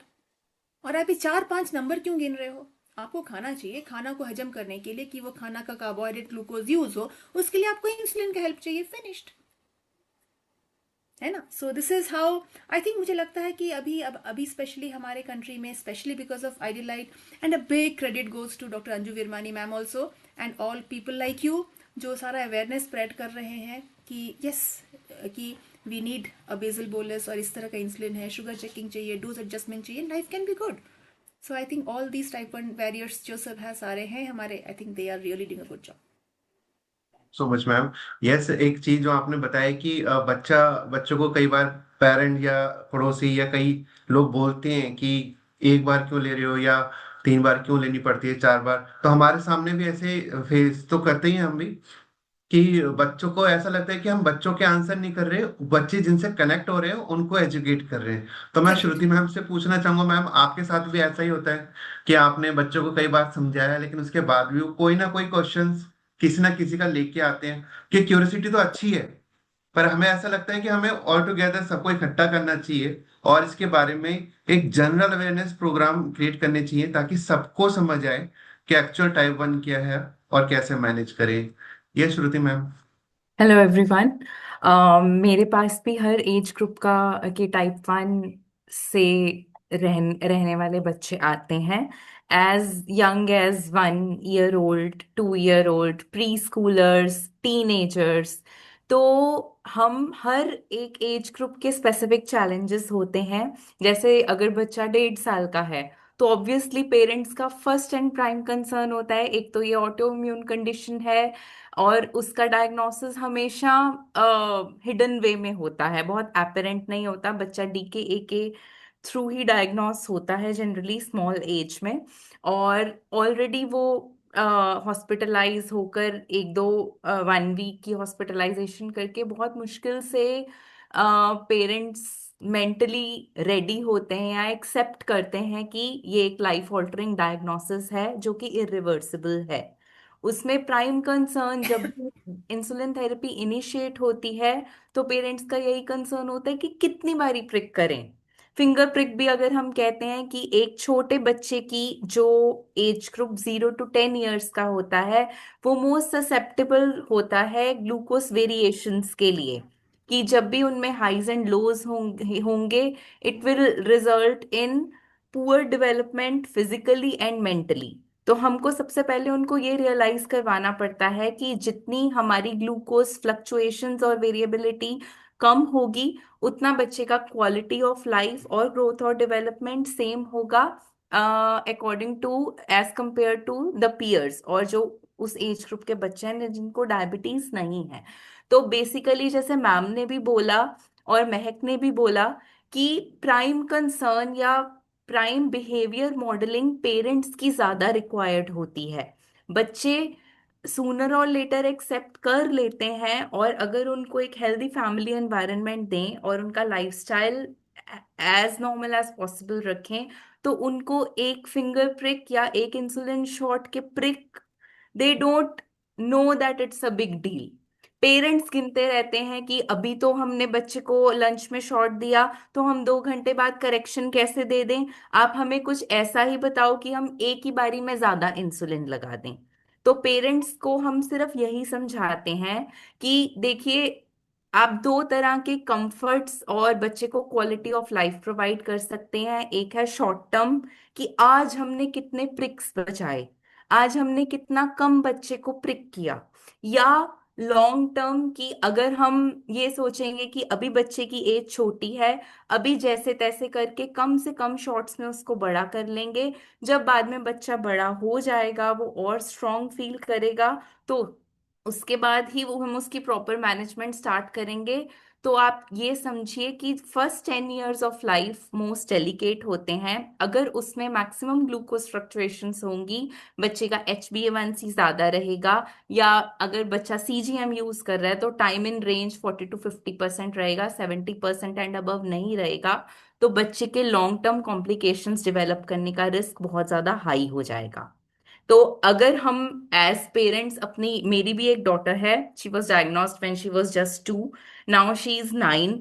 तो अब अगर हम ऐसा घर में डायबिटीज एजुकेशन के बेसिक्स हर दिन प्रैक्टिस करें, तो बच्चे सबसे पहले लर्न करके खुद ही डिसीजन मेकिंग थोड़ी सी वाइज करते हैं, कि हमने इस टाइम पर क्या खाना है। जैसे अगर स्नैक टाइम है और शुगर 250 है, ठीक है, तो बच्चा खुद बोलेगा मम्मा पहले करेक्शन डोज दो या मुझको एक कुकुम्बर ही दे दो। बच्चा जिद नहीं करेगा कि वो रैपिडली स्पाइकिंग कार्ब्स या स्नैक्स ले। तो इसमें हमने बच्चे को ही हर लेवल पर एजुकेट करना है, और पेरेंट्स को भी डायबिटीज एजुकेशन के सारे बेसिक्स पता होने चाहिए कि नंबर ऑफ प्रिक्स मैटर नहीं करते।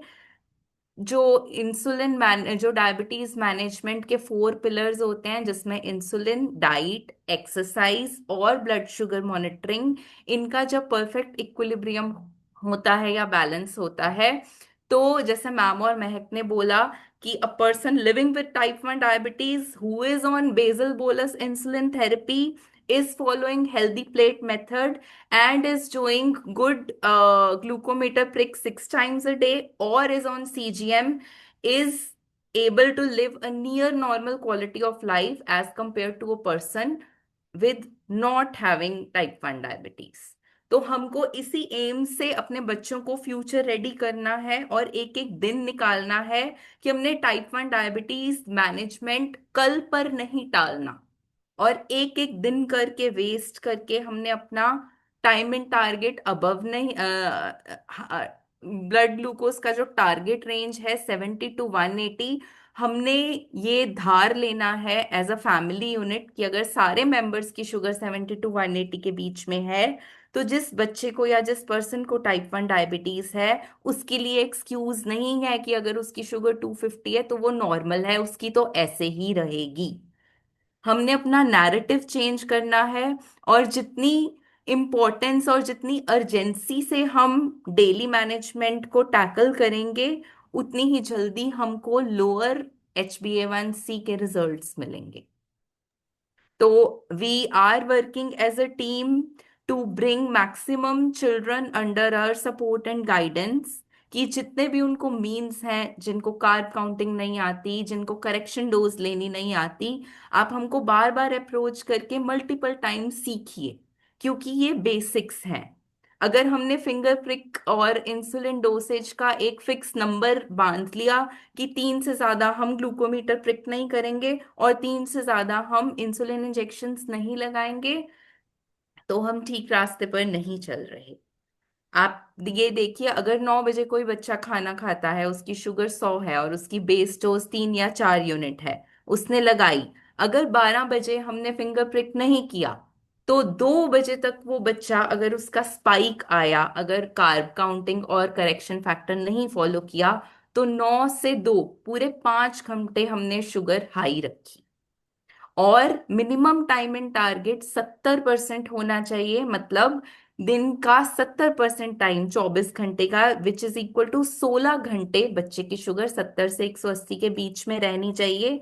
तभी हम अपना रिस्क कम करेंगे कि बच्चे को 10 या 15 साल बाद उसकी आंखों पर, उसकी किडनीज पर, उसकी नसों पर हाई शुगर का बुरा असर ना पड़े, क्योंकि once long term complication set हो जाती हैं, उनका इलाज बहुत महंगा होता है, और जो भी डैमेज होता है वो इरिवर्सिबल होता है। मतलब अगर हम 5 या 10 लाख भी खर्च लें, जो हाई शुगर से हमारा डैमेज होता है बॉडी का, वो ठीक नहीं होता, वो दोबारा नॉर्मल नहीं होता। इसलिए प्लीज फोकस कीजिए, नंबर ऑफ शॉट्स मत गिनिए, और ठीक एजुकेशन लेकर एकदम अपने बच्चे का टारगेट 70 to 180 के बीच में मैक्सिमम टाइम रखिए। ये आज की टेक्नोलॉजी, आज की इंसुलिन और CGM के यूज से 100% पॉसिबल है।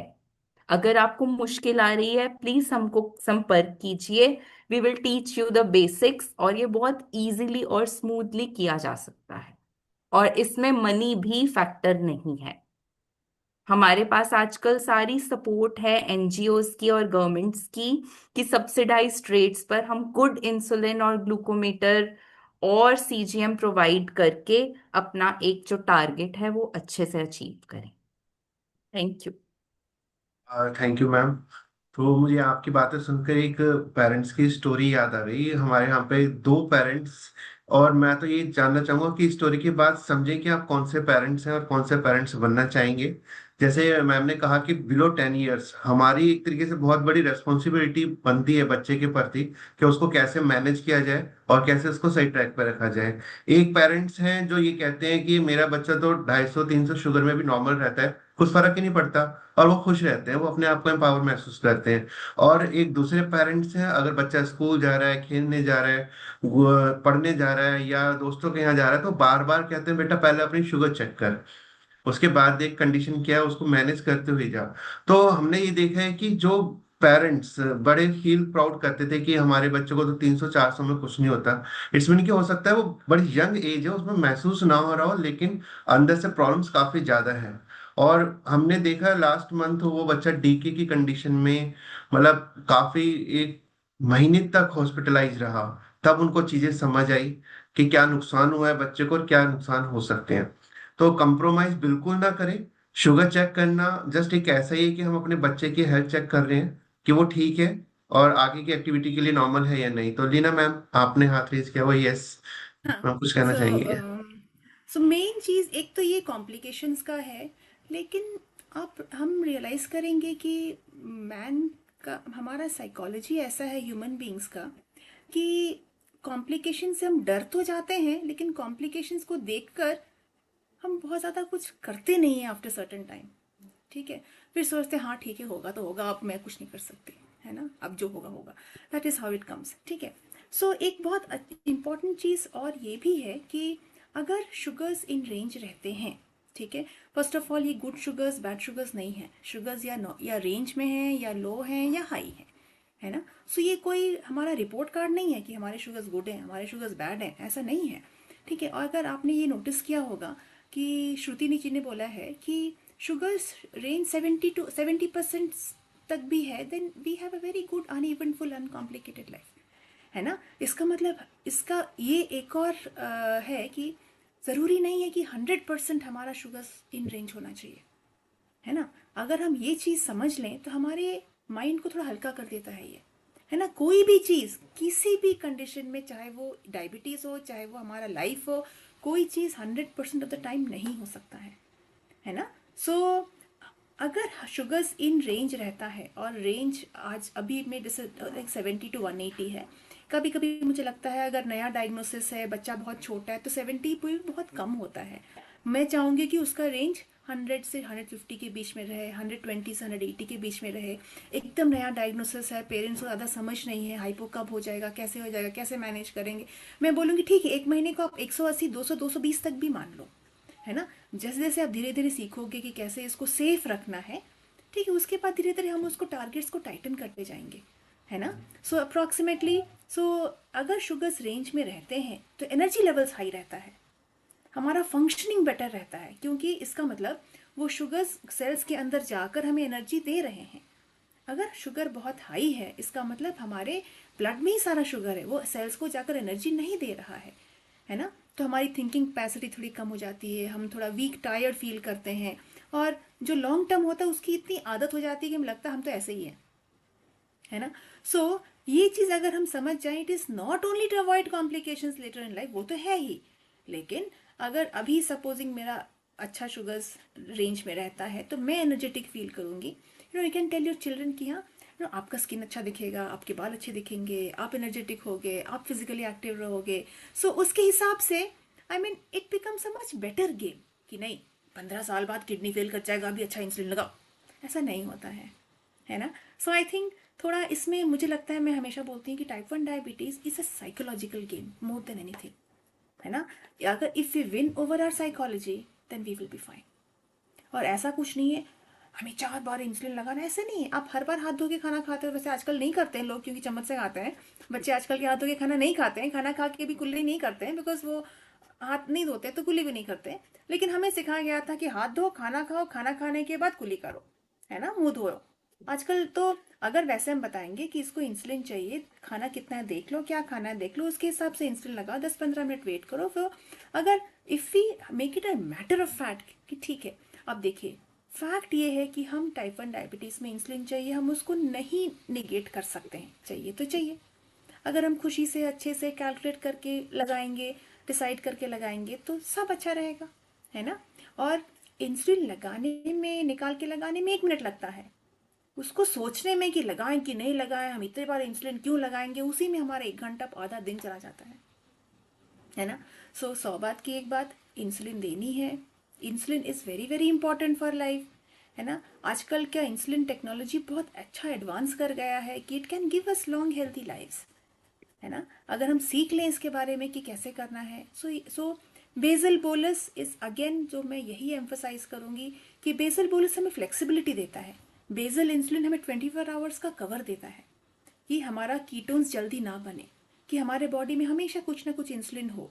कितना इंसुलिन चाहिए वो डिपेंड करता है हमारे ग्लूकोज प्रोफाइल पर, हमारा लाइफस्टाइल कैसा है, हमारा एक्टिविटी लेवल्स कैसा है, उसके हिसाब से, हमारा एज कैसा है, हमारा वेट कैसा है, वो सब के हिसाब से। सो बेसल इंसुलिन हमें 24 आवर्स कवर देता है। बोलस इंसुलिन हमारे जो स्पाइक्स होते हैं ब्रेकफास्ट का, मिड मॉर्निंग स्नैक का, लंच का, मिड मॉर्निंग जो इवनिंग का, उसके लिए बोलस कवर देता है। मान लीजिए आज मैं इवनिंग का स्नैक नहीं कर रही हूँ और मैं बहुत खेल रही हूँ, मेरे शुगर्स लो आ रहे हैं, तो फिर मैं इवनिंग का बोलस नहीं लूँगी, है ना। अब मुझे बहुत भूख लग रही है, मैं स्कूल से आके मुझे बहुत भूख लग रही है, मुझे खाना है, मैं 2 रोटी सब्जी खाऊंगी, तो 2 रोटी सब्जी के लिए मुझे थोड़ा सा इंसुलिन चाहिए होगा। सो बोलस इंसुलिन अगर हम सेपरेट कर दें बेसल के साथ, तो वो हमें फ्लेक्सिबिलिटी देता है कि बोलस को हम अलग एडजस्ट करें, बेसल को अलग एडजस्ट करें। बोलस में भी, बोलस मतलब हम जो एक बार में निकलता है, वो हमारा बोलस अगर हम ब्रेकफास्ट, लंच, डिनर वो सब का खाने के हिसाब से देंगे तो उसका भी फ्लेक्सिबिलिटी डिफरेंट होता है। So I think yes. एक और किसी ने क्वेश्चन पूछा है कि हम इंसुलिन कैसे डिसाइड करते हैं, है ना। सो ये एक बहुत ही कॉम्प्लिकेटेड टॉपिक है, बहुत सिंपल भी है। सो सबसे मेन चीज़ है, first of all is availability, finances, वो भी है ना। सो जो मेन चीज़ है वो फंक्शनिंग पे होता है ना। अगर सपोजिंग स्कूल में मेरा लंच का टाइमिंग सिर्फ 40 मिनट्स है और मैं एक्ट्रापेड या रेगुलर इंसुलिन लेकर मैं 20-30 मिनट नहीं वेट कर सकती बिफोर मील्स, ठीक है, मे बी मैं एक रैपिड एक्टिंग इंसुलिन यूज़ करूँगी, है ना। मे बी सिर्फ लंच के लिए रैपिड एक्टिंग करूँगी, ठीक है, ये आपका ये नोवा रैपिड हो गया, एस्पार्ट हो गया, लिस्प्रो हो गया, जो भी हो गया, है ना, क्योंकि उसके लिए मुझे 10-15 मिनट ही वेट करना पड़ता है, ठीक है। तो फिर मैं इंसुलिन लगाऊंगी, 10 मिनट वेट करूँगी और लंच ले लूँगी, है ना। अगर मान लीजिए मैं घर पे, और लेकिन मुझे वो बहुत एक्सपेंसिव पड़ता है, ठीक है, तो फिर मैं ब्रेकफास्ट और डिनर में भी मैं रेगुलर ले लूँगी, है ना। आपको इंसुलिन में देखना है, मैंने ये बोला था 3 चीज़, ठीक है, जो कितना देर में काम करता है, कितना में मैक्सिमम एक्शन होता है और कितना देर लास्ट करता है, उसके हिसाब से जनरली बहुत सारा कॉम्बिनेशन ऑफ फैक्टर्स होता है, इसके हिसाब से इंसुलिन डिसाइड होता है कि किसको क्या चाहिए। इन जनरल बेसल बोलस में क्या चाहिए वो डिसाइड होता है। बेसल बोलस और मिक्सड में कोई डिसीजन नहीं है, मिक्सड इज आउट, है ना, pre mixed insulin is out, उसमें कोई डाउट ही नहीं है ना। हमें फ्लेक्सिबिलिटी चाहिए। बेसल बोलस में हम बेसल कौन सा यूज़ करें, हम लैंटस यूज़ करें कि हम वो उसकी जो डिफरेंट वर्जन्स हैं हम वो ग्लार्जिन यूज़ करें कि हम ट्रेसिबा यूज़ करें, वो उसका एक थोड़ा सा और मोर एडवांस्ड, वो डिपेंड करता है person to person. Yes ma'am, एक बहुत इम्पोर्टेंट क्वेश्चन है जो वाईडीएफ टीम ने पूछा कि अगर हम ट्रेसिबा ले रहे हैं और ट्रेसिबा 42 आवर्स रहता है, आई नो। सो जब ये पहली बार आया था मैंने भी एक क्वेश्चन पूछा था, अरे 42 आवर्स काम करता आप हम डेली कैसे लेंगे, ठीक है, लेकिन basically it adjust the dose, उसी के हिसाब से शुगर मॉनिटरिंग से हम ट्रेसिबा का डोज भी एडजस्टमेंट कर लेते हैं।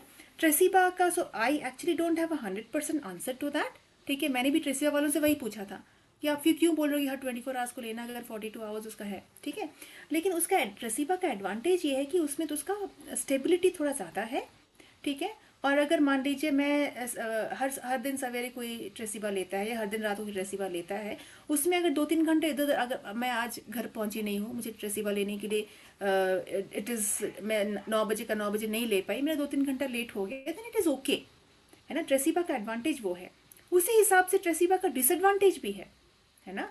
अगर सैटरडे संडे बच्चे को टाइप 1 डायबिटीज़ है, सैटरडे संडे को वो उसका बहुत स्पोर्ट्स होता है, वो फुटबॉल के लिए जाता है, वो उसके लिए जाता है। सो जो लैंटस जो लॉन्ग एक्टिंग हम फर्स्ट 5 डेज लेते हैं, वो लॉन्ग एक्टिंग वो 2 डेज नहीं ले सकते हैं, है ना। लेकिन ट्रेसिबा अगर हम लेते हैं तो वो 2 डेज का एडजस्टमेंट और डिफिकल्ट हो जाता है, उस समय वही same dose of long acting ज़्यादा पड़ जाता है। उसके लिए आप अगर 2 दिन पहले से एडजस्ट करना शुरू करेंगे, कम करना शुरू करेंगे या फिर थोड़ा कार्बोहाइड्रेट एक्सेस करेंगे, तो it can be done. So it depends on, and Tresiba is more expensive है ना. Lantus is less expensive, Lantus के अदर वर्जन्स भी हैं. सो एज आई सेड कि अगर आपको तरीका समझ में आ गया तो आप उसको एडजस्ट कर सकते हैं. Yes, just yes. just to add on to what ma'am has said, कभी पहाड़ों में जाके अपना नाम चीखा है और आपने आवाज सुनी होगी. जैसे अगर मैंने चीखा पहाड़ में जाके महक, तो आपको सुनाई देता है महक महक महक महक महक, पर मैं तो बोलना बंद कर चुकी हूँ. सेम वे वो ट्रेसिबा है. वो काम कर रहा होता है और 24 आवर बाद बस वो मॉलिक्यूल्स इको करते रहते हैं, but they are not as active. उसको हम बोलते हैं tail of the insulin. So since उस टाइम पे वो सिर्फ स्टेबिलिटी के लिए होते हैं, वो उतने एक्टिव नहीं होते जितने टाइम में हमारा 24 आवर होता है. जब मैंने बोला ऐसे ही ट्रेसिबा है, तो वो हमें इसीलिए 24 आवर्स बाद लेना पड़ता है, क्योंकि बाकी टाइम जो आप सुन रहे हो वो इको है. It is not actual working of the insulin. So I that is how I explain it. So may be that will help you. Ma'am एक क्वेश्चन है मींस ये हमारा इस टॉपिक में भी है, विच इंसुलिन इज बेटर. तो मी काफी जन औषधि है नियर बाय है, regular sorry glargine around 70 rupees 350 rupees under 500 में एक जो बच्चा है मैनेज कर पाता है. तो लेकिन जब डॉक्टर हॉस्पिटल्स में कई बार लिस्प्रो मिलता है, कई बार लिस्प्रो बंद हो जाता है, नोवो रैपिड मिलता है, कई बार नोवो रैपिड बंद हो जाता है तो रेगुलर मिलना स्टार्ट हो जाता है. तो बच्चे सोचते हैं कि हमें वो महंगे वाला इंसुलिन मिलता था, अब तो हम कर ही नहीं सकते, हम अफोर्ड नहीं कर सकते, कहाँ से लाएं. तो वो रेगुलर भी नहीं ले पाते. वो उसी की वजह से ही इधर उधर भटकते हैं और एक मेंटली स्ट्रेस जो उनकी लाइफ में एड ऑन हो जाता है. तो हम जानना चाहेंगे कि क्या ये महंगे इंसुलिन ही सही है या उनसे भी मैनेज अच्छा होता है, क्योंकि काफी बच्चे हैं जो उससे मैनेज कर रहे हैं, लेकिन एक इंडिविजुअल लेवल पे उनको कैसे समझाया जाए वो एक चीज आ जाती है. श्रुति, आप बताना चाहते हो?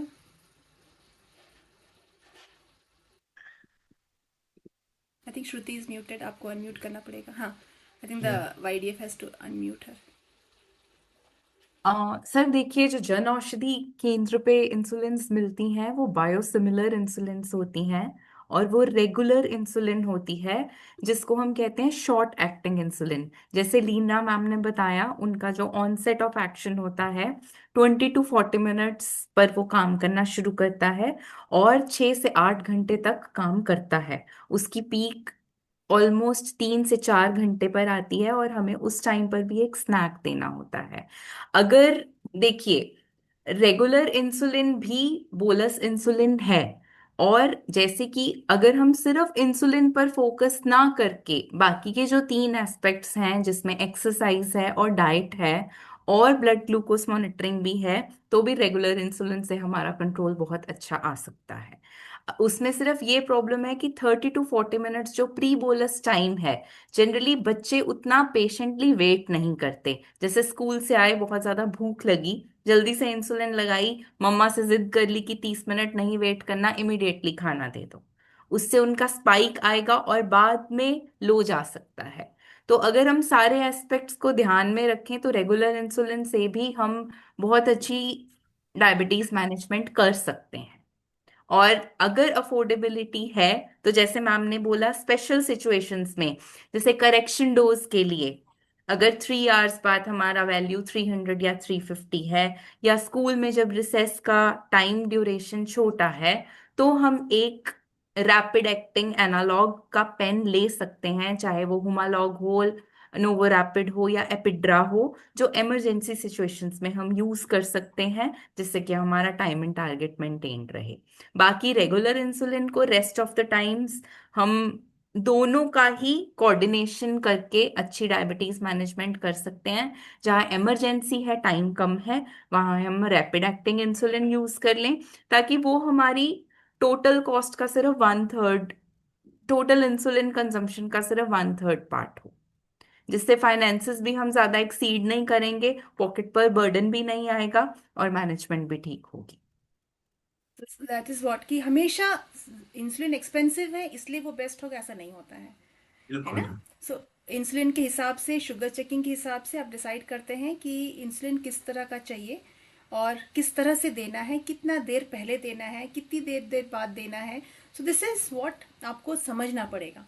अगर हम एक्सपेंसिव इंसुलिन भी देते हैं लेकिन हम वेट नहीं करते, इंसुलिन की इमीडिएटली खा लेते हैं, उसके बाद हम अपना बहुत सारा जंक फूड खा लेते हैं, तब वो एक्सपेंसिव इंसुलिन भी काम नहीं करेगा. है ना। सो आप अगर समझ जाएं कि वो कितनी देर में काम करता है, कितना देर काम करता है, कितना में पीक एक्शन होता है, उसी के हिसाब से आप शुगर चेकिंग करते हैं, एडजस्ट करते हैं, then that is the best thing. बहुत सारे स्टेट्स में आई थिंक इंसुलिन कुछ ऐसे फ्री भी मिलते हैं। जैसे हमारे, मैं हैदराबाद से हूँ, तो तेलंगाना में Telangana government gives free insulin. So वो कौन सा इंसुलिन फ्री देते हैं दैट इज़ उनका तो डिसाइडेड होता है कि क्या अवेलेबल है, उसके हिसाब से। तो हम बोलते हैं कि आपको जो भी फ्री मिलता है आप कहीं से आप ले आओ, आप शुगर चेकिंग करो, उसके हिसाब से हम एडजस्ट कर लेंगे आप कौन सा इंसुलिन दे रहे हो। अगर आप बिल्कुल नहीं खरीद सकते इंसुलिन तो वो हम कर सकते हैं। अगर आप हर तरह का इंसुलिन खरीद सकते हो तो आप सीख लो कैसे एडजस्ट करना है। So I think it all depends upon the entire, हर चीज़ को नज़र में रख के देखना होता है। Thank you so much ma'am, क्योंकि ये कंफ्यूजन मेरे ख्याल से आप निकल गई होगी उन लोगों की जो सोचते हैं कि महंगा इंसुलिन ही बेटर है। महंगा मीन्स हमारे लिए इंसुलिन जरूरी है, लाइफ सेविंग चीज है। ये ठीक वैसे ही है कि अगर हमने ट्रैवलिंग को एंजॉय करना है तो हम बस से भी चले जाएंगे, और अगर हमें किसी मीटिंग को अटेंड करना है तो हमें रैपिडो लेनी पड़ेगी। तो वो ही है, अगर हमारे पास टाइम नहीं है तो आप एनालॉग की तरफ जा सकते हैं। टाइम है, कंफर्ट है, और थोड़ा सा एक्सपेंसिव को भी मैनेज करना है तो आप रेगुलर से बहुत अच्छा मैनेज कर सकते हैं। और खासकर कई बार केमिस्ट भी बच्चों को या पेरेंट्स को डाइवर्ट करते हैं कि जन औषधि की तरफ क्यों जा रहे हो। सोचो, इंसुलिन इतना सस्ता है, क्या क्वालिटी होगी उसकी, क्या है, क्यों कॉम्प्रोमाइज कर रहे हो। आप ये वाला इंसुलिन लो, यही महंगा है, वहां पे मत जाओ। तो आई थिंक उनकी बात नहीं सुननी चाहिए। Yes ma'am. नहीं, ये बिल्कुल सही नहीं है। इनफैक्ट हम बोलते हैं कि जन औषधि मतलब आपको जो देखने, देखिए कभी कभी डिफरेंट डिफरेंट तरह के इंसुलिन, डिफरेंट तरह की कंपनी के इंसुलिन में थोड़ा सा एक्टिविटी डिफरेंट होता है ना। हो सकता है, नॉट होता है, हो सकता है, ठीक है। अगर आपको लग रहा है कि इंसुलिन थोड़ा कम काम कर रहा है और आपको लगता है कि बट यही इंसुलिन आप ले सकते हो, तो उसका आप 1 यूनिट एक्स्ट्रा लो, है ना। अल्टीमेटली आपको शुगर और इंसुलिन को एडजस्ट करना है, शुगर के हिसाब से इंसुलिन एडजस्ट करना है। सो आई मीन दिस, ये आइडियल नहीं है लेकिन ये रियल सिचुएशन है। सो Yes, अगर उसी की आप शुगर्स के हिसाब से आप इंसुलिन एडजस्ट करो। जैसे बहुत डिस्कशन चल रहा था, अंजुम मैम भी हमेशा बोलती हैं कि हम बोलते हैं कि 1 महीना में इंसुलिन, हर जगह लिखा होता है इंसुलिन फेंक दो, ठीक है। लेकिन नया स्टडी सब दिखा रहा है कि हम इंसुलिन इतना टेम्परेचर डिपेंडेंट नहीं है, ठीक है। अगर सपोजिंग आप हर महीने इंसुलिन खरीदना अफोर्ड नहीं कर सकते और आपको लग रहा है कि इंसुलिन लंबा चल रहा है और इंसुलिन बाकी है, क्योंकि बच्चों में बहुत कम डोज चाहिए होते हैं। सो जनरली क्या होता है कि अगर 1.5-2 महीना हो जाता है तो इंसुलिन का थोड़ा वो एक्टिविटी थोड़ा कम हो जाता है। उस केस में may be instead of 2 units हमें 3 यूनिट्स चाहिए, है ना। लेकिन आप शुगर चेक करोगे तो ये सब आप एडजस्ट कर सकते हो, ठीक है, नॉट द स्टैंडर्ड। सो इसलिए अभी भी डिबेट चल रहा है कि कितना देर में इंसुलिन फेंकना चाहिए। So it is a matter of discussion. आजकल तो बहुत पेपर्स इसके ऊपर निकल रहे हैं, सो आप लोगों को शायद पता भी होगा। So it is all about adjusting. Sugar ma'am. Checking करेंगे तो आपको समझ में आएगा कि इंसुलिन कैसे काम कर रहे हैं और आप उसी के हिसाब से इंसुलिन लगाएंगे। शॉर्ट एक्टिंग अलग, लॉन्ग एक्टिंग अलग, बेसल बोलस।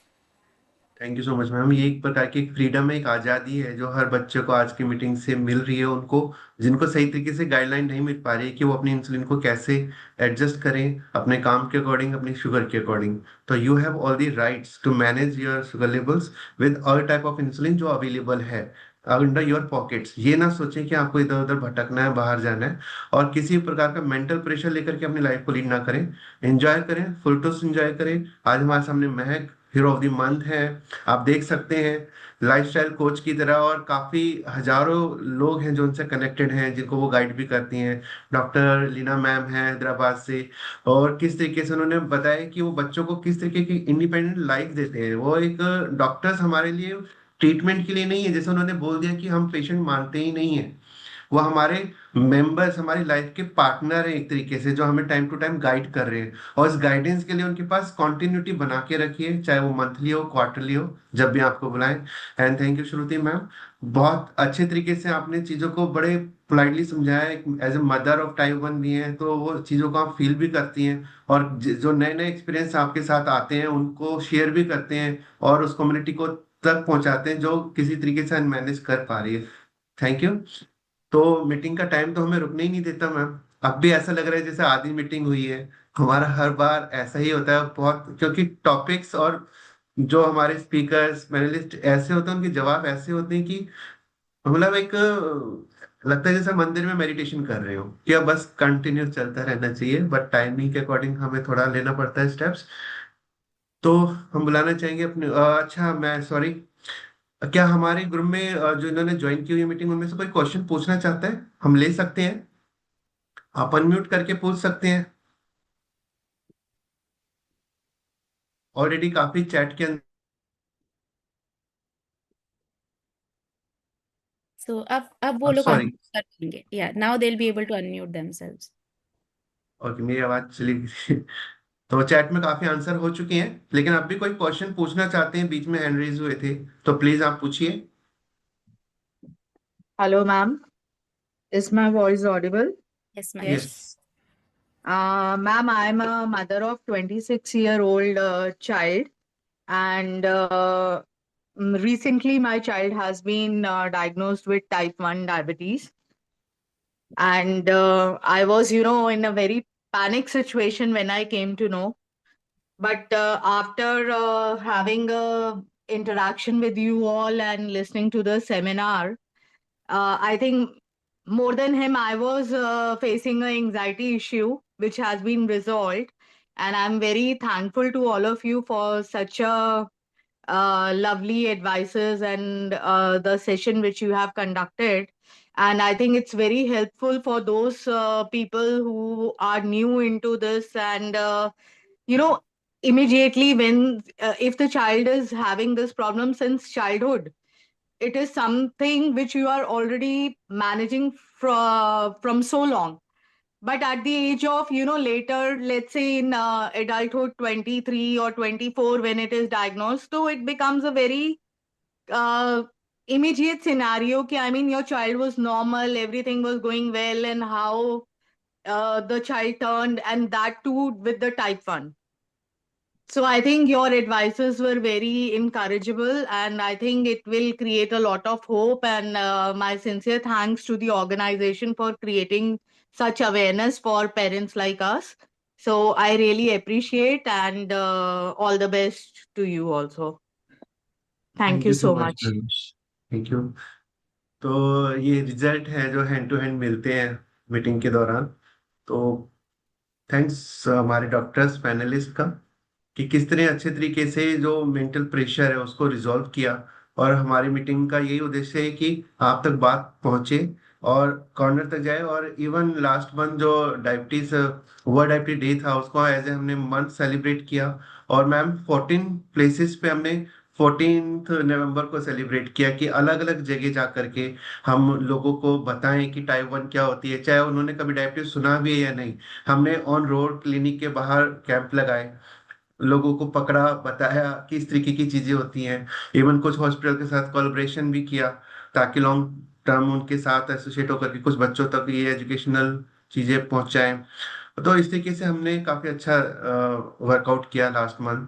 तो हमारी कोशिश ये है कि आगे भी ऐसे ही चलते रहे और कोई ना कोई नए नए टॉपिक के साथ आपको अब इस मीटिंग से कनेक्ट करके रखें। ये मीटिंग शाम तक यूट्यूब पे चली जाएगी, तो आप इसको बाद में भी कंटिन्यू देख सकते हैं और जिन्होंने नहीं देखा उन तक ये लिंक पहुंचा सकते हैं। तो कोई और बच्चा जो कुछ पूछना चाहते हैं, parents, Yes, mother? I have a question. जी जी जी। Yeah, this is Adil here. My wife has been diagnosed with gestational diabetes during pregnancy. So we thought that it will go like after baby delivered, but later onwards we found that it was converted to type 1 diabetes, and we were like baby is now 6 months, but we were in a panic situation. We were not able to understand what to do at that time, and we went to multiple doctors, and we got multiple recommendations. After 3 to 4 months, 3 to 4 months, we come to know that it's a type 1 diabetes, and it's we have to take insulin only. It is irreversible. So like my wife is now trying to adjust with the babies with her this type 1 diabetes.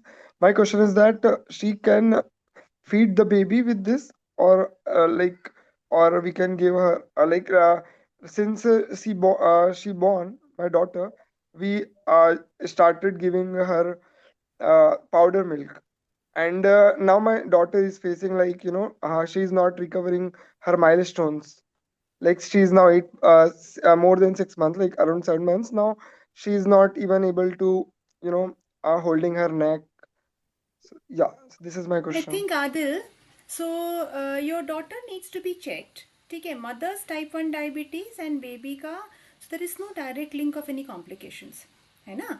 So अगर mother का sugar control कैसा है during pregnancy and during diabetes, उसके हिसाब से there can be some neonatal issues, birth time, baby का weight कैसा है, वो सब कैसा है, लेकिन उसके बाद के जो issues है ना, वो बिल्कुल भी related नहीं है.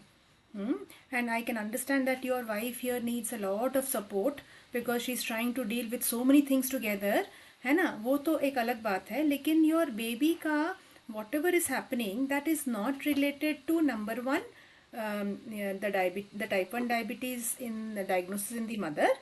Number two, ठीक है, breastfeeding is always the best, ठीक है, लेकिन कई conditions में नहीं हो पाता है. सो अगर आपने उसको फॉर्मूला दिया था तो फॉर्मूला की वजह से उसको डेवलपमेंट नहीं हो रहा, वो भी नहीं है ना? Your daughter needs to be checked by a paediatrician and may be a neurologist और समथिंग कि क्यों नहीं है. Sure, ma'am. एक छोटा सा emphasize, it is a type 1 female can breastfeed and it is absolutely इस चीज को Absolutely. emphasize करना बहुत जरूरी है. बहुत लोग हाँ. कंसेप्शन में चले जाते हैं. So it's absolutely safe. Your wife can breastfeed. But अगर बिकॉज ऑफ एनी रीजन वो नहीं कर पा रही हैं तो फॉर्मूला भी सेफ है. And Adil, Leena ma'am is herself a paediatric endocrinologist, so if she's saying that you need to meet a pediatric, please take that into consideration. Sure, ma'am. ये सोचकर नहीं बैठना है कि इसको डायबिटीज था, इंसुलिन था, इसलिए फिर मेरा बेबी, ऐसा बिल्कुल नहीं है. कुछ और इश्यूज होगा, आप दिखाइए एक बार, जितना जल्दी दिखाएंगे उतना बेटर. जी ma'am, sure. Thank you so much. Hi, ma'am. Like, Hi, Shanta. yeah, ma'am. Actually, like, I found my diabetes in at the age of 22. When before I was like completely eating, like I was chill guy, but after getting this diagnosis, I used to take 4 times. Like, I was working. It was very difficult. So I went to doctor to change. The doctor told like 30/70, like premix insulin. It's like morning and night, which I told it is difficult to maintain like that. So I tried so many times. It was not coming below less than 7.1 HbA1c, like continuously more only. But I completely stopped only vegetables and protein I was taking, and complete diet I was following. Still, whenever I will see due to this premix only, it is going and it is completely down. It is happening. And recently I checked, my HbA1c got reduced like from 9.8 to like 7.1. With this premix also, how it get reduced, ma'am? Is it possible? And one more question. Like, if I get married to anyone, will it affect to my child's also, like this type 1 diabetes? देखिए आप ना जैसे आपने बोला कि आपको पहले basal bolus दिया गया, फिर आपने खोजा कि मैं कैसे बेसल बोलस ना लूँ. So ultimately you found someone who did not give you basal bolus, है ना? प्रीमिक्स दिया. हम जो खोजते हैं हमें अल्टीमेटली मिल ही जाता है अगर हम उसको परसिस्ट करते हैं, चाहे वो अच्छे के लिए हो चाहे वो बुरे के लिए हो, है ना?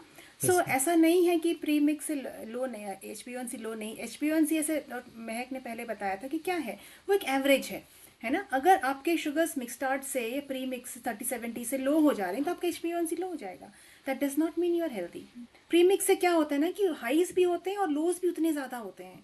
अगर आपका लोज ज़्यादा होते हैं हाई से तो आपका HbA1c ड्रॉप करेगा, है ना? और अगर आप प्री मिक्स, और डिपेंड आप कितना शुगर मॉनिटरिंग करते हैं, ठीक है?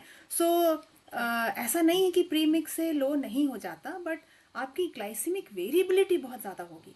मतलब आपका शुगर कभी हाई होगा, कभी लो होगा, कभी हाई होगा, कभी लो होगा. सो ये जो ग्लूकोज वेरिएबिलिटी होता है ना, ये this is not good for the body, है ना? हर इन फैक्ट लाइफ में कोई भी चीज़ बहुत ज़्यादा वेरिएबल हो, it is not very good, है ना? सो जितना स्टेबल शुगर रहता है उतना अच्छा होता है सब चीज़ के लिए, है ना? So that is the advantage of a basal bolus कि आप उसको you can adjust it based on your requirements, है ना? That is the first thing. Second, sorry आपने क्या पूछा? Like, if I marry to someone with So there are a lot of people, I mean, in this community, there are a lot of people who are married. I don't think marriage का stability और anything depends upon your type 1 diabetes. It depends upon आप लोग दोनों में understanding कैसी है. ऐसा कुछ भी नहीं है जो टाइप 1 डायबिटीज वाले नहीं कर सकते हैं. Regarding to your child, yes, there is a little bit, maybe 5% higher chance कि अगर फादर को है कि बेबी को हो सकता है. I will not deny that. लेकिन ऐसा नहीं कि 100% चांस है कि आपको डायबिटीज है तो आपके बेबी को भी हो जाएगा, है ना. इनफैक्ट 90% चांस है कि आपके बेबी को नहीं होगा. Why don't you see it that ways, है ना. ऑलमोस्ट 80 to 85%, 90% चांस है कि आपके बेबी को डायबिटीज, टाइप 1 डायबिटीज नहीं होगा. ठीक है. एंड अगर बाई चांस होता है, you are in the best position to diagnose it earlier and treat it earlier, है ना, and start treatment earlier. Guide them how to do it. So I don't think that should be something which should discourage you, है ना. अब इतने conditions इतने लोग होते, कुछ को तो पता ही नहीं होता है. बेबी होने की बात पता है, मुझे भी ऐसा कंडीशन है ना. So that is not something to think about. ठीक है. You do well, you earn your living, you be supportive of your partner, let your partner be supportive of you. उसके बाद बेबीज आएंगे, बेबीज को बिना दोनों पेरेंट्स के problem के भी बेबीज को इतने सारे प्रॉब्लम्स आ सकते हैं. So I think that is what is important. Yes. Hello ma'am, मेरे बेटे का 9 से 10 साल का एज हुआ, 9 और 10 के बीच में. लेकिन उसका एफजीएमसी 6.5 से 6.7 रहता है. लेकिन 2-3 दिन के बीच में कभी कोई 350 के आसपास चला जाता है. उसका ग्रोथ में कोई असर तो नहीं पड़ेगा ना ज्यादा? ये आपको देखना पड़ेगा कि इतना वेरिएबिलिटी क्यों होता है. उसका 350 जब जाता है तो क्यों जाता है ना. सो अगर इन जनरल उसका अगर वो नया डायग्नोसिस है क्या? नहीं मैम, 4 and 5 years हो गया. अच्छा. तो आप कंटिन्यूस ग्लूकोज मॉनिटरिंग करते हैं क्या? जी मैम. जी मैम. आप कितना शुगर चेक करते हैं, आप बोले? जी मैम. अच्छा. सो इन जनरल शुगर्स अगर रेंज लो तो नहीं जाते हैं ना, दैट इज मोस्ट इंपॉर्टेंट. जब किसी का 6.5 6.4 होता है तो हमेशा ध्यान रखना है कि लोज हो रहा है कि नहीं हो रहा है. मैम अगर लोज लोज नहीं नहीं, होता, नहीं होता. अगर लोज नहीं हो रहा है, जनरली उसके शुगर स्टेबल रहते हैं और HbA1c 6.5 है, देन दैट इज एक्सीलेंट. बीच बीच में जब 350 होता है तो आपको देखना पड़ेगा, situation analyse, it's very situational, है ना. आपको सिचुएशन एनालाइज करना पड़ेगा कि वो क्यों उस समय 350 हो गया. खाना कुछ एक्स्ट्रा हो गया, इंसुलिन कुछ कम हो गया, कुछ स्ट्रेस हो गया, ऐसा कुछ चीज़, वो चीज़ देखनी पड़ेगी. इंसुलिन सही तरीके से गई नहीं है. अगर हमेशा सही रहता है, एक आध बार ऐसे होता है, तो फिर वो सिचुएशनल होता है. जी मैम. ओके. मैम ग्रोथ पे कोई असर, तो टेंशन बनी रहती है, बस ये नहीं, जैसे मैंने बोला 70 to 80% ऑफ द टाइम अगर सही रहता है, ठीक है, जी. तो generally they would be fine. Arvind के मम्मी पापा से मैं ये कहूंगा, वाईडीएफ से काफी लंबे समय से जुड़े हुए हैं और आपने देखा है कि ये ही स्ट्रेस लेके काफी बच्चे आए थे और आज उनकी हाइट अपने पापा मम्मी से ज्यादा बढ़ी है. तो बिल्कुल स्ट्रेस ना लें, लाइफ को एंजॉय करें बच्चों के साथ. और टाइम आ गया है मीटिंग कंक्लूड करने का, तो मैं चाहूंगा वाईडीएफ टीम की तरफ, जो बच्चे ही हैं, आपको बताना चाहेंगे कि बच्चे ही हैं जो वाईडीएफ को मैनेज कर रहे हैं, पेरेंट्स वॉलंटियर मिलकर के सभी. तो ये बहुत अच्छी चीज है कि सबको मालूम है कि यहाँ पे हमें टाइप 1 को ही एजुकेट करने को मिलेगा, तो इजी हो जाते हैं बहुत चीजें. तो मैं बुलाना चाहूंगा अपनी वाईडीएफ टीम को just to conclude the meeting. And lot of thanks to Shruti ma'am, Leena ma'am and Mahak ji. Thank you everyone आज की मीटिंग से जुड़ने के लिए. और सबसे पहला थैंक यू आज हमारे स्पीकर के लिए, जिन्होंने इतने अच्छे से मीटिंग, और हीरो ऑफ द मंथ के लिए, जिन्होंने इतने अच्छे से मीटिंग स्टार्ट करी और उसके बाद कैसे अपनी जर्नी को बताना स्टार्ट किया. इट्स वेरी इंस्पायरिंग कि 2007 में जब किसी को शायद इतना पता भी नहीं था, तब आपने अपने बोर्ड्स के लिए इतना इनकरेज करा. Your parents has take the step. तो ये एक बहुत बड़ा इंस्पिरेशन है सभी बच्चों के लिए. और मैं ज़रूर जानना चाहूँगी कि कौन सी बुक्स आपने रीड करी है टाइप 1 डायबिटीज़ के लिए, जो हमें भी हेल्प करे सारे बच्चों के लिए. और कैसे आपने इतने अच्छे से इजी वे में सभी बच्चों को प्रीमिक्स के बारे में एक्सप्लेन करा, नाइटमेयर्स के बारे में एक्सप्लेन करा, डॉक्टर्स की क्या इंपॉर्टेंस है लाइफ में, क्योंकि मोस्ट ऑफ द टाइम हम स्किप कर देते हैं डॉक्टर्स, जैसे आपने बताया 6 मंथ 3 मंथ. सो वो क्या इम्पोर्टेंस रखते हैं उस लाइफ में, हमारी टाइप 1 की जर्नी में, वो आपने बताया. तो एक एक कॉन्सेप्ट कैसे आपने क्लियर करा कि डायबिटिक, नॉन डायबिटिक, सबके बारे में. सो आई एम वेरी थैंकफुल कि आप हमारे मीटिंग में आए और कैसे हर बच्चे को इंस्पायर करा, उनको एक्सप्लेन करा, उनके डाउट्स क्लियर करे. इवन ड्यूरिंग द पूरी मीटिंग में आप चैट्स में एक्टिव थे, so thank you so much ma'am, आप हमारे साथ जुड़े और आप हमारे हीरो ऑफ द मंथ बने Mahak ma'am. Thank you so much Himani, and definitely books बताऊंगी। I send a PDF for YDF people, ताकि बच्चे रीड करें, at least for you people. My library is always open for you people. Thank you so much ma'am. Thank you Leena ma'am, आप हमारे साथ जुड़े और आपने जो अपना 20 इयर्स का जो एक्सपीरियंस था जो हमारे को पूरे 2 आवर्स की मीटिंग में दिया है, it's really mean to us. और कैसे एक पॉजिटिविटी और स्टेबिलिटी के बारे में आपने बात करा, क्योंकि मोस्ट ऑफ द टाइम जो डॉक्टर्स होते हैं बहुत रश में होते हैं कि आपको जल्दी जल्दी बताया और फ्री किया, बट आपने कैसे हर एक कॉन्सेप्ट को बहुत इजी और स्टेबिलिटी के साथ हमें बताया, कैसे इंसुलिन एक्शन प्रोफाइल होती है, मिक्स चार्ट से क्या नुकसान है बच्चों को, क्या फ़ायदे क्या नुकसान है बच्चों को, कैसे हमें उसको लेट गो करना है, और बेसल बोलस थेरेपी को इनकरेज करा, और इस पे गाइडलाइंस के ऊपर आपने ध्यान दिया। So thank you so much ma'am कि आपने हम सबको एक गुड मैनेजमेंट की तरफ आगे बढ़ाया, एंड रियली मीन कि आप हमारी मीटिंग में हमारे साथ जुड़े। I think thank you Yogdan foundation, and you are doing a great job. बहुत अच्छा काम कर रहे हैं आप लोग, इतने लोगों को एक साथ ला रहे हैं। आई थिंक दैट इज़ अमेजिंग। मुझे बड़ा अच्छा लगा सबसे बात करके यहाँ पे आके, and thank you so much for inviting me. Thank you so much ma'am.